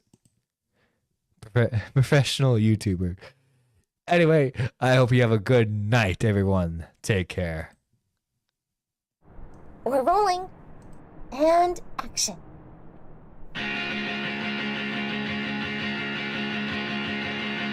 It's coming to a close. I guess I should know that I'm never gonna see you again in a place that sells vintage clothes. I guess you should know that it hasn't been the easiest years for a band of living in the throes.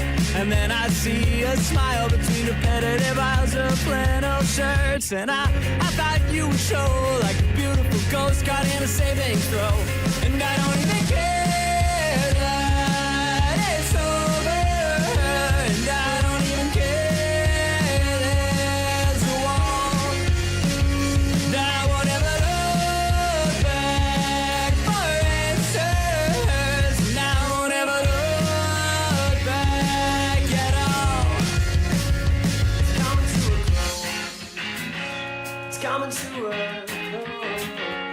coming to a. I guess I should know the softer every phase, the words remain as shown in the summer snow.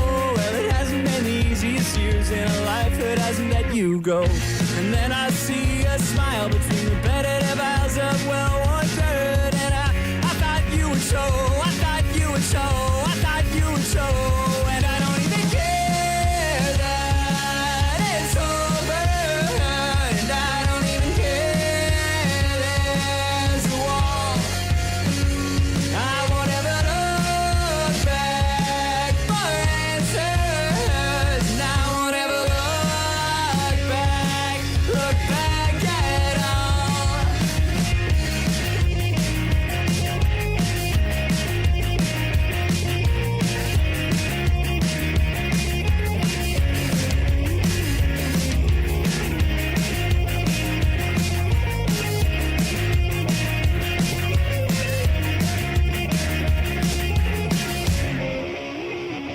And I don't even care that it's over, and I don't even care there's a wall. And I won't ever look back in anger. I won't ever look back at all.